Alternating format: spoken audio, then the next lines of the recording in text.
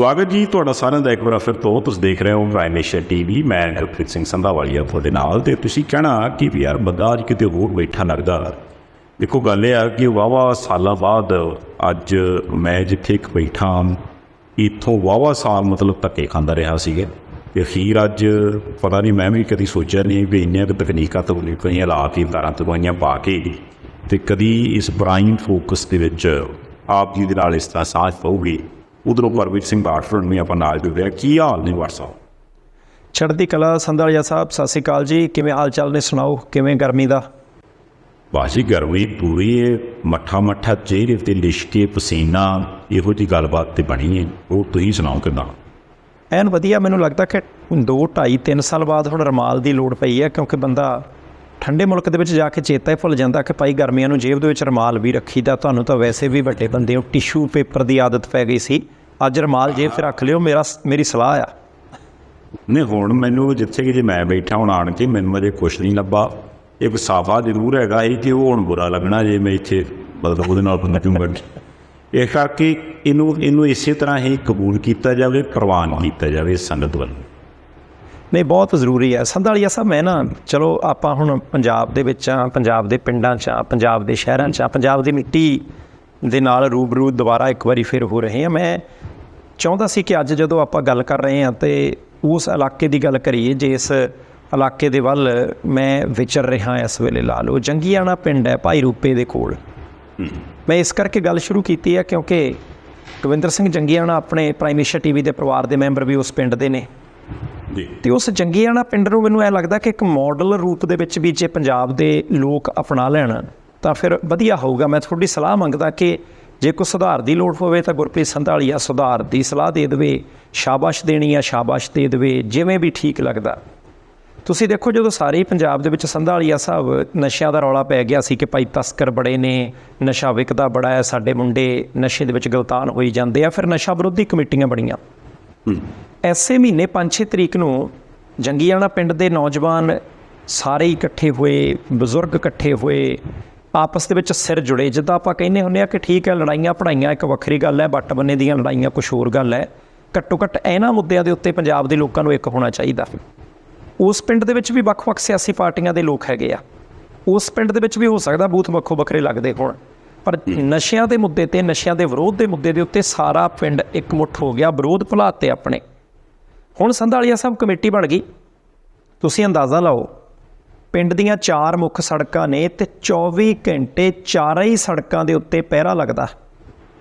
24 ਘੰਟੇ ਸ਼ਾਮੀ 8 ਵਜੇ ਤੋਂ, ਜਾਣੀ ਕਿ ਰਾਤੀ 8 ਵਜੇ ਤੋਂ ਸਵੇਰੇ 8 ਵਜੇ ਤੱਕ ਡਿਊਟੀਆਂ ਹੋਰ ਬੰਦਿਆਂ ਦੀਆਂ, ਸਵੇਰੇ 8 ਵਜੇ ਤੋਂ ਲੈ ਕੇ ਸ਼ਾਮ ਨੂੰ 8 ਵਜੇ ਤੱਕ ਡਿਊਟੀਆਂ ਹੋਰ ਬੰਦਿਆਂ ਦੀਆਂ।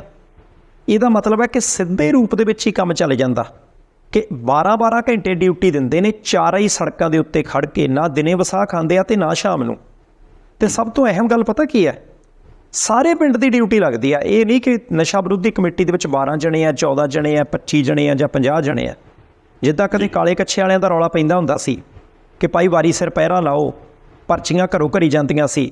ਅਤੇ ਇੱਥੇ ਵੀ ਉਹ ਕਹਿੰਦੇ ਜੀ ਜਿਹੜੇ ਪਿੰਡ ਦੇ ਮੋਹਤਬਰ ਬੰਦੇ ਨੇ, ਸਿਆਣੇ ਬੰਦੇ ਨੇ ਨਾ, ਉਹ ਮੋਹਤਬਰ ਅਤੇ ਸਿਆਣੇ ਬੰਦੇ ਜਿਹੜੇ ਹੈ ਉਹਨਾਂ ਦੀ ਹੁਣ ਡਿਊਟੀ ਲੱਗੀ ਹੈ। ਉਹੀ ਘਰੋਂ ਘਰੀ ਪਰਚੀਆਂ ਵਾਲਾ ਕੰਮ ਕਰਕੇ ਜਿਹੜਾ ਅਗਲੇ ਪਾਸੇ ਨੂੰ ਤੋਰਦੇ ਆ ਕਿ ਭਾਈ ਅੱਜ ਤੁਹਾਡੀ ਦਿਨ ਦੀ ਵਾਰੀ ਹੈ, ਭਾਈ ਅੱਜ ਤੁਹਾਡੀ ਸ਼ਾਮ ਦੀ ਵਾਰੀ ਹੈ, ਅਤੇ ਤੁਸੀਂ ਉਸ ਹਿਸਾਬ ਦੇ ਨਾਲ ਜਿਹੜਾ ਉਹ ਪਹਿਰਾ ਦੇਣ ਜਾਣਾ ਹੈ। 13ਵੇਂ 14ਵੇਂ ਦਿਨ ਇੱਕ ਵਾਰੀ ਆਉਂਦੀ ਹੈ, 25ਵੇਂ 26ਵੇਂ ਦਿਨ ਫਿਰ ਰਾਤ ਦੀ ਵਾਰੀ ਆਉਂਦੀ ਹੈ। ਪਰ ਸਾਰੇ ਹੀ ਬੜੇ ਕਹਿੰਦੇ ਜੀ ਜੋਸ਼ ਅਤੇ ਉਤਸ਼ਾਹ ਦੇ ਨਾਲ ਕੰਮ ਕਰ ਰਹੇ ਆ। ਅਤੇ ਮੈਨੂੰ ਲੱਗਦਾ ਜੇ ਇਸ ਤਰੀਕੇ ਆਪਾਂ ਨਸ਼ੇ ਤੋਂ ਪਿੰਡਾਂ ਨੂੰ ਬਚਾਉਣ ਦੇ ਲਈ, ਪੰਜਾਬ ਨੂੰ ਬਚਾਉਣ ਦੇ ਲਈ ਕੰਮ ਕਰੀਏ ਤਾਂ ਵਾਰੇ ਨਿਆਰੇ ਹੋ ਜਾਣਗੇ ਜੀ। ਬਿਲਕੁਲ ਵਾਕਈ ਪਹਿਲੀ ਗੱਲ ਤਾਂ ਮੈਂ ਨਾ ਵੀ ਵਧਾਈ ਦੇ ਪਾਤਰ ਨੇ ਜਿਹੜੇ ਇੰਨਾ ਕੰਮ ਕਰ ਰਹੇ ਆ, ਕਿਉਂਕਿ ਇਹ ਚੀਜ਼ਾਂ ਹੀ ਨੇ ਜਿਹੜੀਆਂ ਮੇਰਾ ਖਿਆਲ ਸਾਡੇ ਪੰਜਾਬ ਨੂੰ ਬਚਾ ਸਕਣ। ਸਿੱਧੀ ਗੱਲ ਹੈ ਕਿ ਵੀ ਆਪਾਂ ਇਸ ਚੀਜ਼ ਦੀ ਫਿਕਰਮੰਦ ਹੁੰਦੇ ਹਾਂ ਵੀ ਸਾਡੇ ਘਰੇ ਕੋਈ ਨਾ ਆਣ ਵੜੇ। ਅਤੇ ਪਹਿਲਾਂ ਕੰਧਾਂ ਚਲੋ ਨੀਵੀਆਂ ਹੁੰਦੀਆਂ ਸੀ ਜਾਂ ਉਹ ਹੁੰਦੀਆਂ ਨਹੀਂ ਸੀ, ਫਿਰ ਕੰਧਾਂ ਹੋਣ ਲੱਗੀਆਂ, ਫਿਰ ਕੰਧਾਂ ਉੱਚੀਆਂ ਹੋਣ ਲੱਗੀਆਂ, ਫਿਰ ਕੰਧਾਂ 'ਤੇ ਕੱਚ ਲੱਗਾ ਜਾਂ ਗਰਿੱਲਾਂ ਲੱਗੀਆਂ।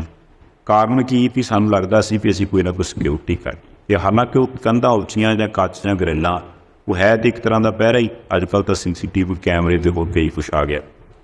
ਹੁਣ ਪਹਿਲਾਂ ਆਪਾਂ ਸਿਰਫ ਆਪਣੇ ਘਰ ਦੇ ਦਾਇਰੇ ਤੱਕ ਸੀਮਿਤ ਸੀ, ਹੁਣ ਆਪਾਂ ਆਪਣੇ ਪਿੰਡ ਨੂੰ ਆਪਣਾ ਘਰ ਸਮਝਿਆ ਅਤੇ ਆਪਾਂ ਨੂੰ ਲੱਗਿਆ ਕਿ ਫਿਰਨੀ ਜਿਹੜੀ ਆ ਬਾਹਰਲੀ ਪਿੰਡ ਦੀ ਉਹ ਕੰਧ ਆ ਤੇ ਉਸ ਕੰਧ ਦੇ ਅੰਦਰ ਵਾਰ ਅਸੀਂ ਵਸਦੇ ਹਾਂ ਤੇ ਉਹ ਤੋਂ ਅੰਦਰ ਕੋਈ ਇਹੋ ਜਿਹਾ ਸ਼ਖਸ ਜਾਂ ਇਹੋ ਜਿਹੀ ਚੀਜ਼ ਨਾ ਬਣੇ।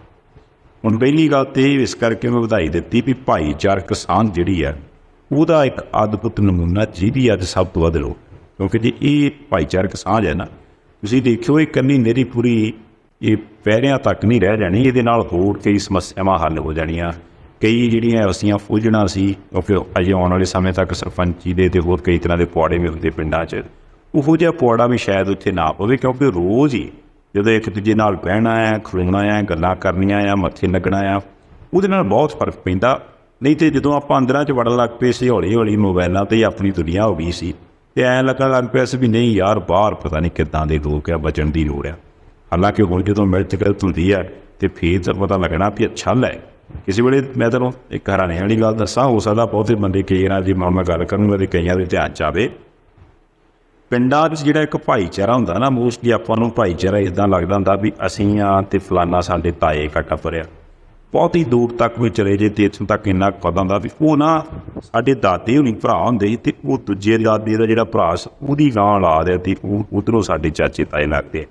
ਜਦੋਂ ਆਪਾਂ ਇੱਦਾਂ ਇਹ ਆਪਸ ਦੇ ਵਿੱਚ ਮਿਲਦੀ ਹੁੰਦੀ ਹੈ ਅਤੇ ਫਿਰ ਗੱਲ ਚਲਦੀ ਚਲਦੀ ਦਾਦੀ ਦੀ ਭਰਾਵਾਂ ਤੋਂ ਪੜਦਾਦੀ ਅਤੇ ਪੜਦਾਦੀ ਦੀ ਭਰਾਵਾਂ ਤੱਕ ਵੀ ਚਲੇ ਜਾਂਦੇ। ਕਈ ਪਿੰਡ ਜਿੰਨਾ ਪਿੰਡਾਂ 'ਚ ਸ਼ੁਰੂ ਤੋਂ ਆਬਾਦੀ ਆ, ਜਿਹੜੇ ਕਿ ਉਜੜੇ ਨਹੀਂ, ਜਿੱਥੇ ਉਦੋਂ ਦੀ ਵਸੇਵਾ ਜਾਂ ਵਸਮਾ ਹੈਗੀ ਆ, ਉਹਦੇ 'ਚ ਜਾਂ ਪੜਦਾਦਾ ਪੜਦਾਦੀ ਦੇ ਭਰਾ ਅਤੇ ਉਹਨਾਂ ਦੀ ਆਪਣੀ ਜਿਹੜੀ ਉਸ ਪਾਸੇ ਬੰਸਾਵਲੀ ਚੱਲਦੀ ਹੋਊਗੀ, ਉਹ ਜਦੋਂ ਹੌਲੀ ਹੌਲੀ ਆਪਸ 'ਚ ਮਿਲਤ ਗਿਲਤ ਹੁੰਦੀ ਹੋਊਗੀ ਅਤੇ ਫਿਰ ਕਿਸੇ ਵੇਲੇ ਇਹ ਵੀ ਗੱਲਾਂ ਆਮ ਪਿੰਡਾਂ 'ਚ ਚੱਲਦੀਆਂ ਨੇ। ਕਿਸੇ ਵੇਲੇ ਹੁੰਦਾ ਨਾ ਵੀ ਕਿਸੇ ਦਾ ਵਿਆਹ ਪਹਿਲਾਂ ਹੋਗਾ, ਕਿਸੇ ਦੇ ਨਿਆਣੇ ਬਾਅਦ 'ਚ ਹੋ ਗਏ, ਅਤੇ ਉਸ ਹਿਸਾਬ ਕਿਤਾਬ ਨਾਲ ਵੇਖਣ ਨੂੰ ਐਂ ਲੱਗਦਾ ਹੁੰਦਾ ਵੀ ਯਾਰ ਆਹ ਮੁੰਡਾ ਤਾਂ ਨਿੱਕਾ ਪਰ ਲੱਗਦਾ ਰਿਸ਼ਤੇ 'ਚ ਮੇਰਾ ਚਾਚਾ।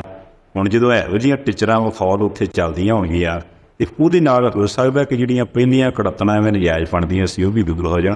ਸੋ ਅਸੀਂ ਆਪਣੇ ਵੱਲੋਂ ਉਹਨਾਂ ਨੂੰ ਵਧਾਈ ਦਿੰਦੇ ਹਾਂ ਜੀ ਜਿਹੜਾ ਇਹ ਕੰਮ ਕਰ ਰਹੇ ਆ। ਅਤੇ ਨਾਲ ਮੈਨੂੰ ਲੱਗਦਾ ਵੀ ਇਸ ਉਦਾਹਰਨ ਐਗਜ਼ਾਮਪਲ ਨੂੰ ਸੁਣ ਕੇ ਸਮਝ ਕੇ ਬਾਕੀ ਪੰਜਾਬ ਦੇ ਲੋਕ ਵੀ ਜ਼ਰੂਰ ਖੜੇ ਹੋਏ ਨੇ। ਇਹਨੂੰ ਆਪਾਂ ਇੱਦਾਂ ਹੀ ਸਮਝ ਲਈਏ ਵੀ ਜਿਹੜੀ ਘਰ ਦੀ ਆਪਣੀ ਕੰਧ ਆ ਉਹਨੂੰ ਆਪਾਂ ਪਿੰਡ ਦੀ ਫਿਰਨੀ 'ਤੇ ਲੈ ਕੇ ਜਾਣਾ, ਬਸ ਉਹ ਗੱਲ ਬਹੁਤ ਜ਼ਰੂਰੀ ਹੈ। ਸੰਧਾਲੀਆ ਸਾਹਿਬ, ਮੈਂ ਤਾਂ ਇਹ ਸੋਚਦਾ ਸੀ ਕਿ ਜੰਗੀਆਣਾ ਪਿੰਡ ਵਾਲੇ ਅਤੇ ਇੱਦਾਂ ਦੇ ਬਹੁਤ ਸਾਰੇ ਪਿੰਡਾਂ ਦੇ ਲੋਕ, ਭਾਵੇਂ ਉਹ ਨਸ਼ੇ ਦੇ ਵਿਰੋਧ ਦੇ ਵਿੱਚ ਇਕੱਠੇ ਹੋਏ ਆ, ਉਹ ਜਦੋਂ ਚੌਂਕ ਦੇ ਵਿੱਚ ਰਾਤਾਂ ਨੂੰ ਖੜ੍ਹਦੇ ਹੋਣੇ ਆ 10-10 12-12 ਨੌਜਵਾਨ, ਅਤੇ ਉੱਥੇ ਚਰਚਾ ਚੱਲਦੀ ਹੋਣੀ ਆ ਕਿ ਭਾਈ ਕੋਈ ਕੰਮ ਕਰ ਦੱਸੋ ਜਿਹੜਾ ਕਰ ਲਈਏ। ਕੋਈ ਕਹਿੰਦਾ ਹੋਊਗਾ ਕਿ ਭਾਈ ਘਰ ਦੇ ਵਿੱਚ ਟੱਬਰ ਨੂੰ ਆਹ ਸਮੱਸਿਆ, ਅਗਲਾ ਕਹਿੰਦਾ ਹੋਊਗਾ ਕਿ ਮੈਨੂੰ ਇੱਕ ਡਾਕਟਰ ਜਾਣਦਾ, ਆਪਾਂ ਸਵੇਰੇ ਕੋਈ ਗੱਲ ਨਹੀਂ ਮੈਂ ਜਾਣਾ ਸ਼ਹਿਰ ਨੂੰ, ਤੁਸੀਂ ਮੇਰੇ ਨਾਲ ਹੀ ਚੱਲਿਓ, ਆਪਾਂ ਸਲਾਹ ਲੈ ਲਾਂਗੇ। ਹੋ ਸਕਦਾ ਕੋਈ ਬੰਦਾ ਕਹਿੰਦਾ ਹੋਵੇ ਯਾਰ ਤੂੰ, ਮੈਨੂੰ ਪਤਾ ਹੈ ਕਿ ਤੈਨੂੰ ਪੱਠੇ ਦੱਥੇ ਦੀ ਲੋੜ ਹੁੰਦੀ ਹੈ, ਤੂੰ ਬਾਹਰੋਂ ਨਹੀਂ ਬਹਾਉਣਾ, ਟਰੈਕਟਰ ਆਪਣੇ ਕੋਲ ਹੈਗਾ, ਉੱਥੇ ਕੀ ਆ ਮਿੰਟ 5 ਲੱਗਣੇ ਆ, ਤੇਲ ਤੂੰ ਪਵਾ ਦੇਈਂ, ਆਪਾਂ ਖੇਤ ਵਾਹ ਲੈਂਦੇ ਹਾਂ। ਹੋ ਸਕਦਾ ਕੋਈ ਬੰਦਾ ਉੱਥੇ ਕਹਿੰਦਾ ਵੀ ਯਾਰ ਧੀ ਰਾਣੀ ਹੈ ਜਾਂ ਪੁੱਤ ਹੈ, 10ਵੀਂ ਜਮਾਤ ਕਰ ਚੱਲਿਆ, ਹੁਣ ਕੀ ਅੱਗੇ ਪੜ੍ਹਾਈਏ, ਸਬਜੈਕਟ ਕਿਹੜਾ ਰਖਾਈਏ, ਪਤਾ ਨਹੀਂ ਕੁਛ ਲੱਗਦਾ। ਉੱਥੇ ਬੈਠੇ ਸਾਰੀਆਂ ਹੀ ਸਲਾਹਾਂ ਹੁੰਦੀਆਂ ਹੋਣੀਆਂ, ਅਤੇ ਜਦੋਂ ਇਹ ਸਲਾਹਾਂ ਹੋਣੀਆਂ ਤਾਂ ਆਹੀ ਕੁਛ ਤਾਂ ਆਪਾਂ ਨੂੰ ਚਾਹੀਦਾ ਹੁੰਦਾ। ਜਿਹੜਾ ਆਪਾਂ ਬੁੱਕਲ ਦੇ ਵਿੱਚ ਭੋਰ ਕੇ ਗੁੜ ਖਾਣ ਲੱਗ ਪਏ ਸੀ ਅਤੇ ਉਹਦੇ ਕਰਕੇ ਬਹੁਤ ਸਾਰੇ ਲੋਕਾਂ ਦੀ ਲੁੱਟ ਦਾ ਸ਼ਿਕਾਰ ਹੁੰਦੇ ਸੀ। ਉਹੀ ਤਾਂ ਸੰਧਾਲੀਆ ਸਾਹਿਬ ਕੰਮ ਸੀ ਸਾਡਾ, ਉਹੀ ਤਾਂ ਸੱਭਿਆਚਾਰ ਸੀ, ਉਹੀ ਤਾਂ ਸਾਡੀਆਂ ਰਵਾਇਤਾਂ ਸੀ ਜਿਹੜੀਆਂ ਰੁਲ ਪੁਲ ਗਈਆਂ। ਹੁਣ ਇੱਕ ਪਾਸੇ ਤਸਕਰ ਜਿਹੜੇ ਆ ਉਹਨਾਂ ਨੂੰ ਨੱਥ ਪੈ ਜਾਊ, ਨੌਜਵਾਨ ਪੀੜ੍ਹੀ ਬਚ ਜਾਊ। ਦੂਸਰਾ ਸਾਡੀ ਜਿਹੜੀ ਬੌਂਡਿੰਗ ਸੀ, ਇੱਕ ਸਾਡਾ ਜਿਹੜਾ ਆਪਸ ਵਿੱਚ ਭਰਾਤਰੀ ਭਾਵ ਸੀ, ਜਿਹੜਾ ਥੋੜ੍ਹਾ ਥੋੜ੍ਹਾ ਖਤਮ ਹੁੰਦਾ ਜਾਪਦਾ ਸੀ, ਮੈਨੂੰ ਲੱਗਦਾ ਕਿ ਉਹ ਵੀ ਦੁਬਾਰਾ ਸਿਖਰਾਂ ਦੇ ਉੱਤੇ ਚੜ੍ਹ ਸਕਦਾ। ਕੋਈ ਚੜ੍ਹ ਸਕਦਾ, ਚੜ੍ਹਨਾ ਉਹਦੇ 'ਚ ਕਸਰ ਕੋਈ ਨਹੀਂ ਰਹਿਣੀ।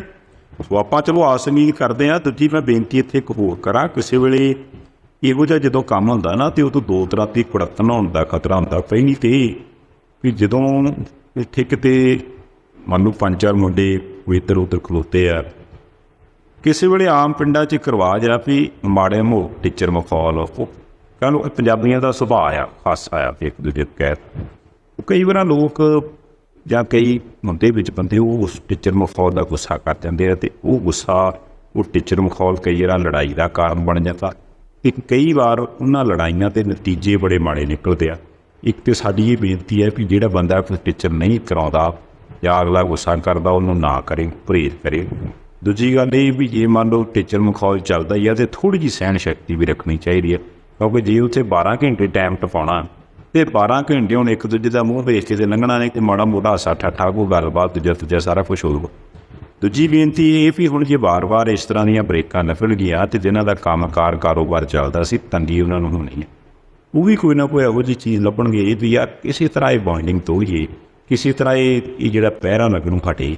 ਕਿਸੇ ਤਰ੍ਹਾਂ ਇਹਨਾਂ ਨੂੰ ਡਰਾ ਲਈਏ, ਇਹਨਾਂ ਨੂੰ ਲੜਾ ਲਈਏ, ਇਹਨਾਂ ਨੂੰ ਵੰਡ ਲਈਏ, ਇਹਨਾਂ ਨੂੰ ਇਸ ਕੰਮ ਤੋਂ ਹਟਾ ਲਈਏ, ਅਤੇ ਉਹਦੇ ਲਈ ਉਹ ABCD ਕੋਈ ਵੀ ਕਾਰਨ ਜਿਹੜਾ ਉਹ ਕਰ ਸਕਦੇ ਆ। ਉਹਦੇ ਤੋਂ ਵੀ ਥੋੜ੍ਹਾ ਜਿਹਾ ਅਲਰਟ ਰਹਿਣ ਦੀ ਲੋੜ ਹੈ ਵੀ ਜੇ ਇਹੋ ਜਿਹੀ ਕੋਈ ਚਿੰਗਾੜੀ ਸੁੱਟੇ ਅਤੇ ਉਹਨੂੰ ਬਹੁਤਾ ਹਵਾ ਦੇਣ ਦੀ ਜਾਂ ਤੇਲ ਪਾਉਣ ਦੀ ਲੋੜ ਨਹੀਂ ਹੈ। ਉਹਨੂੰ ਸਗੋਂ ਸਿਆਣਪ ਨਾਲ ਸਮਝ ਕੇ ਪਿੰਡ ਦੇ ਸਿਆਣਿਆਂ ਨਾਲ ਸਲਾਹ ਕਰਕੇ ਅਤੇ ਸਗੋਂ ਕਾਬੂ 'ਚ ਰੱਖਣ ਦੀ ਲੋੜ ਹੈ, ਤਾਂ ਜੋ ਇਹ ਥੋੜ੍ਹੇ ਚਿਰ ਦੀ ਬ੍ਰੇਕ ਹੈ। ਇੱਕ ਨਾਲ ਲੱਗ ਗਈ 2-4-6 ਮਹੀਨੇ ਉਹ ਕੰਮ ਰੁਕ ਗਿਆ, ਅਗਲਿਆਂ ਦਾ ਆਪੇ ਮੂੰਹ ਮੁੜ ਜਾਣਾ ਵੀ ਯਾਰ ਇਸ ਪਾਸੇ ਨਹੀਂ ਜਾਣਾ, ਅਤੇ ਜਿਹੜਾ ਕੋਈ ਧੀ ਪੁੱਤ ਮਾੜੀ ਅਲਾਮਤ ਦੇ ਵਿੱਚ ਫਸਿਆ ਹੋਊਗਾ ਉਹਨੇ ਚਿਰ ਨੂੰ ਉਹ ਵੀ ਸਿਹਤਮੰਦ ਹੋ ਜਾਵੇ। ਸੰਧਾਲੀਆ ਸਾਹਿਬ, ਗੱਲ ਤੁਹਾਡੀ ਬਿਲਕੁਲ ਠੀਕ ਹੈ। ਜੇ ਆਪਾਂ ਸਿੱਧੇ ਹੁਣ ਜੰਗੀਆਣਾ ਪਿੰਡ ਤੋਂ ਕਰਨਾਟਕ ਵਾਲੇ ਪਾਸੇ ਨੂੰ ਚੱਲੀਏ ਤਾਂ ਤੁਸੀਂ ਹੈਰਾਨ ਹੋਵੋਗੇ ਕਿ ਭਾਈ ਸਾਡੀ ਲੀਡਰਸ਼ਿਪ ਕਰਦੀ ਕੀ ਹੈ। ਆਪਾਂ ਜੇ ਕੱਲ੍ਹ ਦੇ ਪ੍ਰਾਈਮ ਫੋਕਸ ਪ੍ਰੋਗਰਾਮ ਦੇ ਵਿੱਚ ਬੜਾ ਰੌਲਾ ਰੱਪਾ ਪਾਇਆ ਸੀ ਕਿ ਭਾਈ ਮੱਧ ਪ੍ਰਦੇਸ਼ ਦੀ ਸਰਕਾਰ ਨੇ ਕਹਿਤਾ ਹਜ਼ਾਰ ਰੁਪਈਆ ਬੀਬੀਆਂ ਨੂੰ ਦੇਣ ਲੱਗੇ ਆ। ਆਪਾਂ ਇਹ ਵੀ ਕਿਹਾ ਸੀ ਕਿ ਬੀਬੀਆਂ ਦੀਆਂ ਵੋਟਾਂ ਲੈਣ ਦੇ ਲਈ ਉਧਰਲੇ ਪਾਸੇ ਨਿਸ਼ਾਨਾ, ਅਤੇ ਆਮ ਆਦਮੀ ਪਾਰਟੀ ਵਾਲੇ ਕਹਿੰਦੇ ਸੀ ਜੀ ਦੇਖੋ ਅਸੀਂ ਵੀ ਇੱਥੇ ਹਜ਼ਾਰ ਰੁਪਈਆ ਬੀਬੀਆਂ ਨੂੰ ਦਿਆਂਗੇ ਜ਼ਰੂਰ, ਤੁਸੀਂ ਸਾਡੀ ਸਰਕਾਰ ਬਣਾਓ। ਇੱਕ ਦਿਨ ਦੇ ਫਰਕ ਦੇ ਨਾਲ ਹੀ ਕਰਨਾਟਕ ਦੇ ਵਿੱਚ ਜਿਹੜੀ ਕਾਂਗਰਸ ਦੀ ਹੁਣੇ ਸਰਕਾਰ ਬਣੀ ਹੈ, BJP ਦੀ ਸਰਕਾਰ ਨੂੰ ਲਾ ਕੇ, ਅਗਲੇ ਕਹਿੰਦੇ ਹੋਣਗੇ ਕਿ ਭਾਈ ਅਸੀਂ ਕਦੋਂ ਪਿੱਛੇ ਰਹਿਣਾ। ਹੁਣ ਜੇ ਕਾਂਗਰਸ ਪਾਰਟੀ ਦੇ ਰਾਹੁਲ ਗਾਂਧੀ ਸਾਹਿਬ ਕਿਤੇ ਪ੍ਰਚਾਰ ਕਰਨ ਜਾਣਗੇ, ਬੀਬੀ ਪ੍ਰਿਯੰਕਾ ਗਾਂਧੀ ਜਾਊਗੀ, ਮਲਿਕਾਰਜੁਨ ਖੜਗੇ ਜਾਣਗੇ, ਉਹਨਾਂ ਦੇ ਦੱਸਣ ਨੂੰ ਵੀ ਤਾਂ ਕੁਛ ਚਾਹੀਦਾ ਨਾ। ਕਰਨਾਟਕ ਦੀ ਸਰਕਾਰ ਵੱਲੋਂ ਮੁੱਖ ਮੰਤਰੀ ਸਾਹਿਬ ਨੇ ਐਲਾਨ ਕਰ ਦਿੱਤਾ ਕਿ ਆਹ ਲਓ ਜੀ ਅਸੀਂ 5 ਗਰੰਟੀਆਂ ਦਿੱਤੀਆਂ ਸੀ, ਵਿੱਚੋਂ 3 ਪਹਿਲਾਂ ਪੂਰੀਆਂ ਕਰ ਦਿੱਤੀਆਂ, ਅਤੇ ਚੌਥੀ ਗਰੰਟੀ ਦੇ ਰੂਪ 'ਚ ਪ੍ਰਤੀ ਔਰਤ 2-2000 ਰੁਪਈਆ ਪ੍ਰਤੀ ਮਹੀਨਾ ਅਸੀਂ ਉਹਨਾਂ ਦੇ ਬੈਂਕ ਖਾਤੇ 'ਚ ਪਾਉਣ ਜਾ ਰਹੇ ਹਾਂ। ਸੰਧਾਲੀਆ ਸਾਹਿਬ, ਬਕਾਇਦਾ ਰਜਿਸਟ੍ਰੇਸ਼ਨ ਕੀਤੀ ਉਹਨਾਂ ਨੇ। 1 ਕਰੋੜ ਤੋਂ ਵੱਧ ਕਰਨਾਟਕ ਦੀਆਂ ਔਰਤਾਂ ਨੇ ਫਾਰਮ ਭਰੇ ਕਿ ਭਾਈ ਅਸੀਂ ਇਸ ਯੋਜਨਾ ਦਾ ਲਾਭ ਲੈਣਾ ਚਾਹੁੰਦੇ ਹਾਂ, ਜਿਹੜਾ ਤੁਸੀਂ 2-2000 ਰੁਪਈਆ ਪ੍ਰਤੀ ਮਹੀਨਾ ਦੇਣਾ, ਅਸੀਂ ਉਹਦੇ ਲਾਭਪਾਤਰੀ ਬਣਨਾ ਚਾਹੁੰਦੇ ਹਾਂ।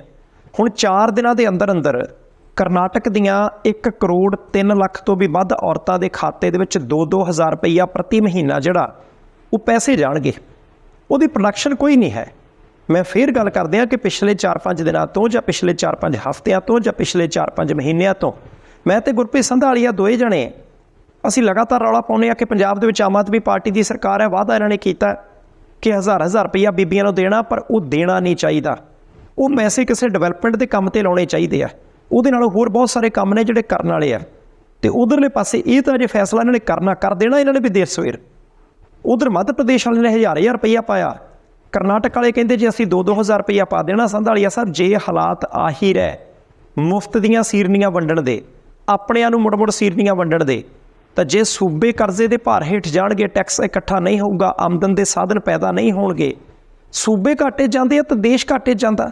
ਜੇ ਦੇਸ਼ ਘਾਟੇ ਜਾਂਦਾ ਤਾਂ ਸਾਡੇ ਪੱਲੇ ਕੀ ਰਹੂਗਾ। ਇੱਕ ਪਾਸੇ ਅਸੀਂ ਕਹਿੰਦੇ ਹਾਂ ਕਿ ਅਸੀਂ ਚੀਨ ਦਾ ਮੁਕਾਬਲਾ ਕਰਨਾ ਹੈ, ਅਸੀਂ ਅਮਰੀਕਾ ਦਾ ਮੁਕਾਬਲਾ ਕਰਨਾ ਹੈ, ਇੱਕ ਪਾਸੇ ਅਸੀਂ ਦੁਨੀਆ ਦੀ ਤੀਸਰੀ ਸਭ ਤੋਂ ਵੱਡੀ ਵਿੱਤੀ ਸ਼ਕਤੀ ਬਣਨ ਦੇ ਦਾਅਵੇ ਕਰਦੇ ਹਾਂ, ਅਤੇ ਦੂਸਰੇ ਪਾਸੇ ਜੇ ਉਸ ਮੁਲਕ ਦੇ ਵਿੱਚ ਬਿਨਾਂ ਕਿਸੇ ਤਰਕ ਦੇ, ਬਿਨਾਂ ਕਿਸੇ ਰੀਜ਼ਨ ਦੇ, ਬਿਨਾਂ ਕੋਈ ਪੈਰਾਮੀਟਰ ਸੈੱਟ ਕੀਤੇ ਆ ਇਸ ਤਰੀਕੇ ਕਿਸੇ ਨੂੰ 1000 ਤੇ ਕਿਸੇ ਨੂੰ 2000 ਤੇ ਕਿਸੇ ਨੂੰ 15000 ਰੁਪਈਆ ਬਿਲਕੁਲ ਮੁਫਤ ਉਹਦੇ ਬੈਂਕ ਖਾਤੇ 'ਚ ਪਾਉਣ ਦੀ ਗੱਲ ਹੋਊਗੀ। ਤੁਸੀਂ ਦੱਸੋ ਦੁਨੀਆ ਦਾ ਕਿਹੜਾ ਫਾਰਮੂਲਾ ਹੈ ਜਿਹੜਾ ਇਹ ਕਹਿੰਦੇ ਜੀ ਸਾਰਿਆਂ ਨੂੰ ਮੁਫਤ ਦੇ ਦਿਓ? ਕੋਈ ਦੁਨੀਆ ਦਾ ਇੱਕ ਫਾਰਮੂਲਾ ਹੈਗਾ? ਜਾਣੀ ਹੁਣ ਕਰਨਾਟਕ ਦੇ ਵਿੱਚ ਕੋਈ ਕਰੋੜਪਤੀ ਪਰਿਵਾਰ ਦੀ ਔਰਤ ਵੀ ਹੋਊਗੀ, ਕੋਈ ਬੇਰੁਜ਼ਗਾਰ ਔਰਤ ਵੀ ਹੋਊਗੀ, ਕੋਈ ਔਰਤ ਐਸੀ ਹੋਊਗੀ ਜਿਹਦੇ ਪਰਿਵਾਰ ਦੇ 3-4 ਜੀ ਜਿਹੜੇ ਵਿਦੇਸ਼ ਗਏ ਹੋ ਆ ਜਾਂ ਉਹਨਾਂ ਦੀਆਂ ਫੈਕਟਰੀਆਂ ਚੱਲਦੀਆਂ ਹੋਣਗੀਆਂ, ਉਹਨਾਂ ਨੂੰ ਵੀ 2-2000 ਰੁਪਈਆ ਦੇ ਦਿਓ, ਅਤੇ ਜਿਹਦੇ ਕੋਲ ਕੁਛ ਵੀ ਨਹੀਂ ਉਹਨੂੰ ਵੀ 2000 ਰੁਪਈਆ ਦਿਓ। ਇਹ ਤਰਕ ਸੰਗਤ ਗੱਲ ਨਹੀਂ। ਇੱਦਾਂ ਦੀਆਂ ਨੀਤੀਆਂ ਨਾਲ ਦੇਸ਼ ਥੱਲੇ ਲੱਗਣਾ, ਉੱਪਰ ਨੂੰ ਨਹੀਂ ਜਾਣਾ। ਦੇਖੋ ਬਾਟ ਸਾਹਿਬ, ਦੇਸ਼ ਜਿਹੜਾ ਨਾ ਦੇਸ਼, ਉਹਦੇ ਬਾਰੇ ਚਲੋ ਕਹਿਣਾ ਨਹੀਂ ਚਾਹੀਦਾ, ਪਰ ਕਈ ਵਾਰ ਮਹਿਸੂਸ ਹੁੰਦਾ ਵੀ ਲੀਡਰ ਇਹ ਸੋਚਦੇ ਵੀ ਜਾਵੇ ਠੱਠੇ ਖੂਹ 'ਚ।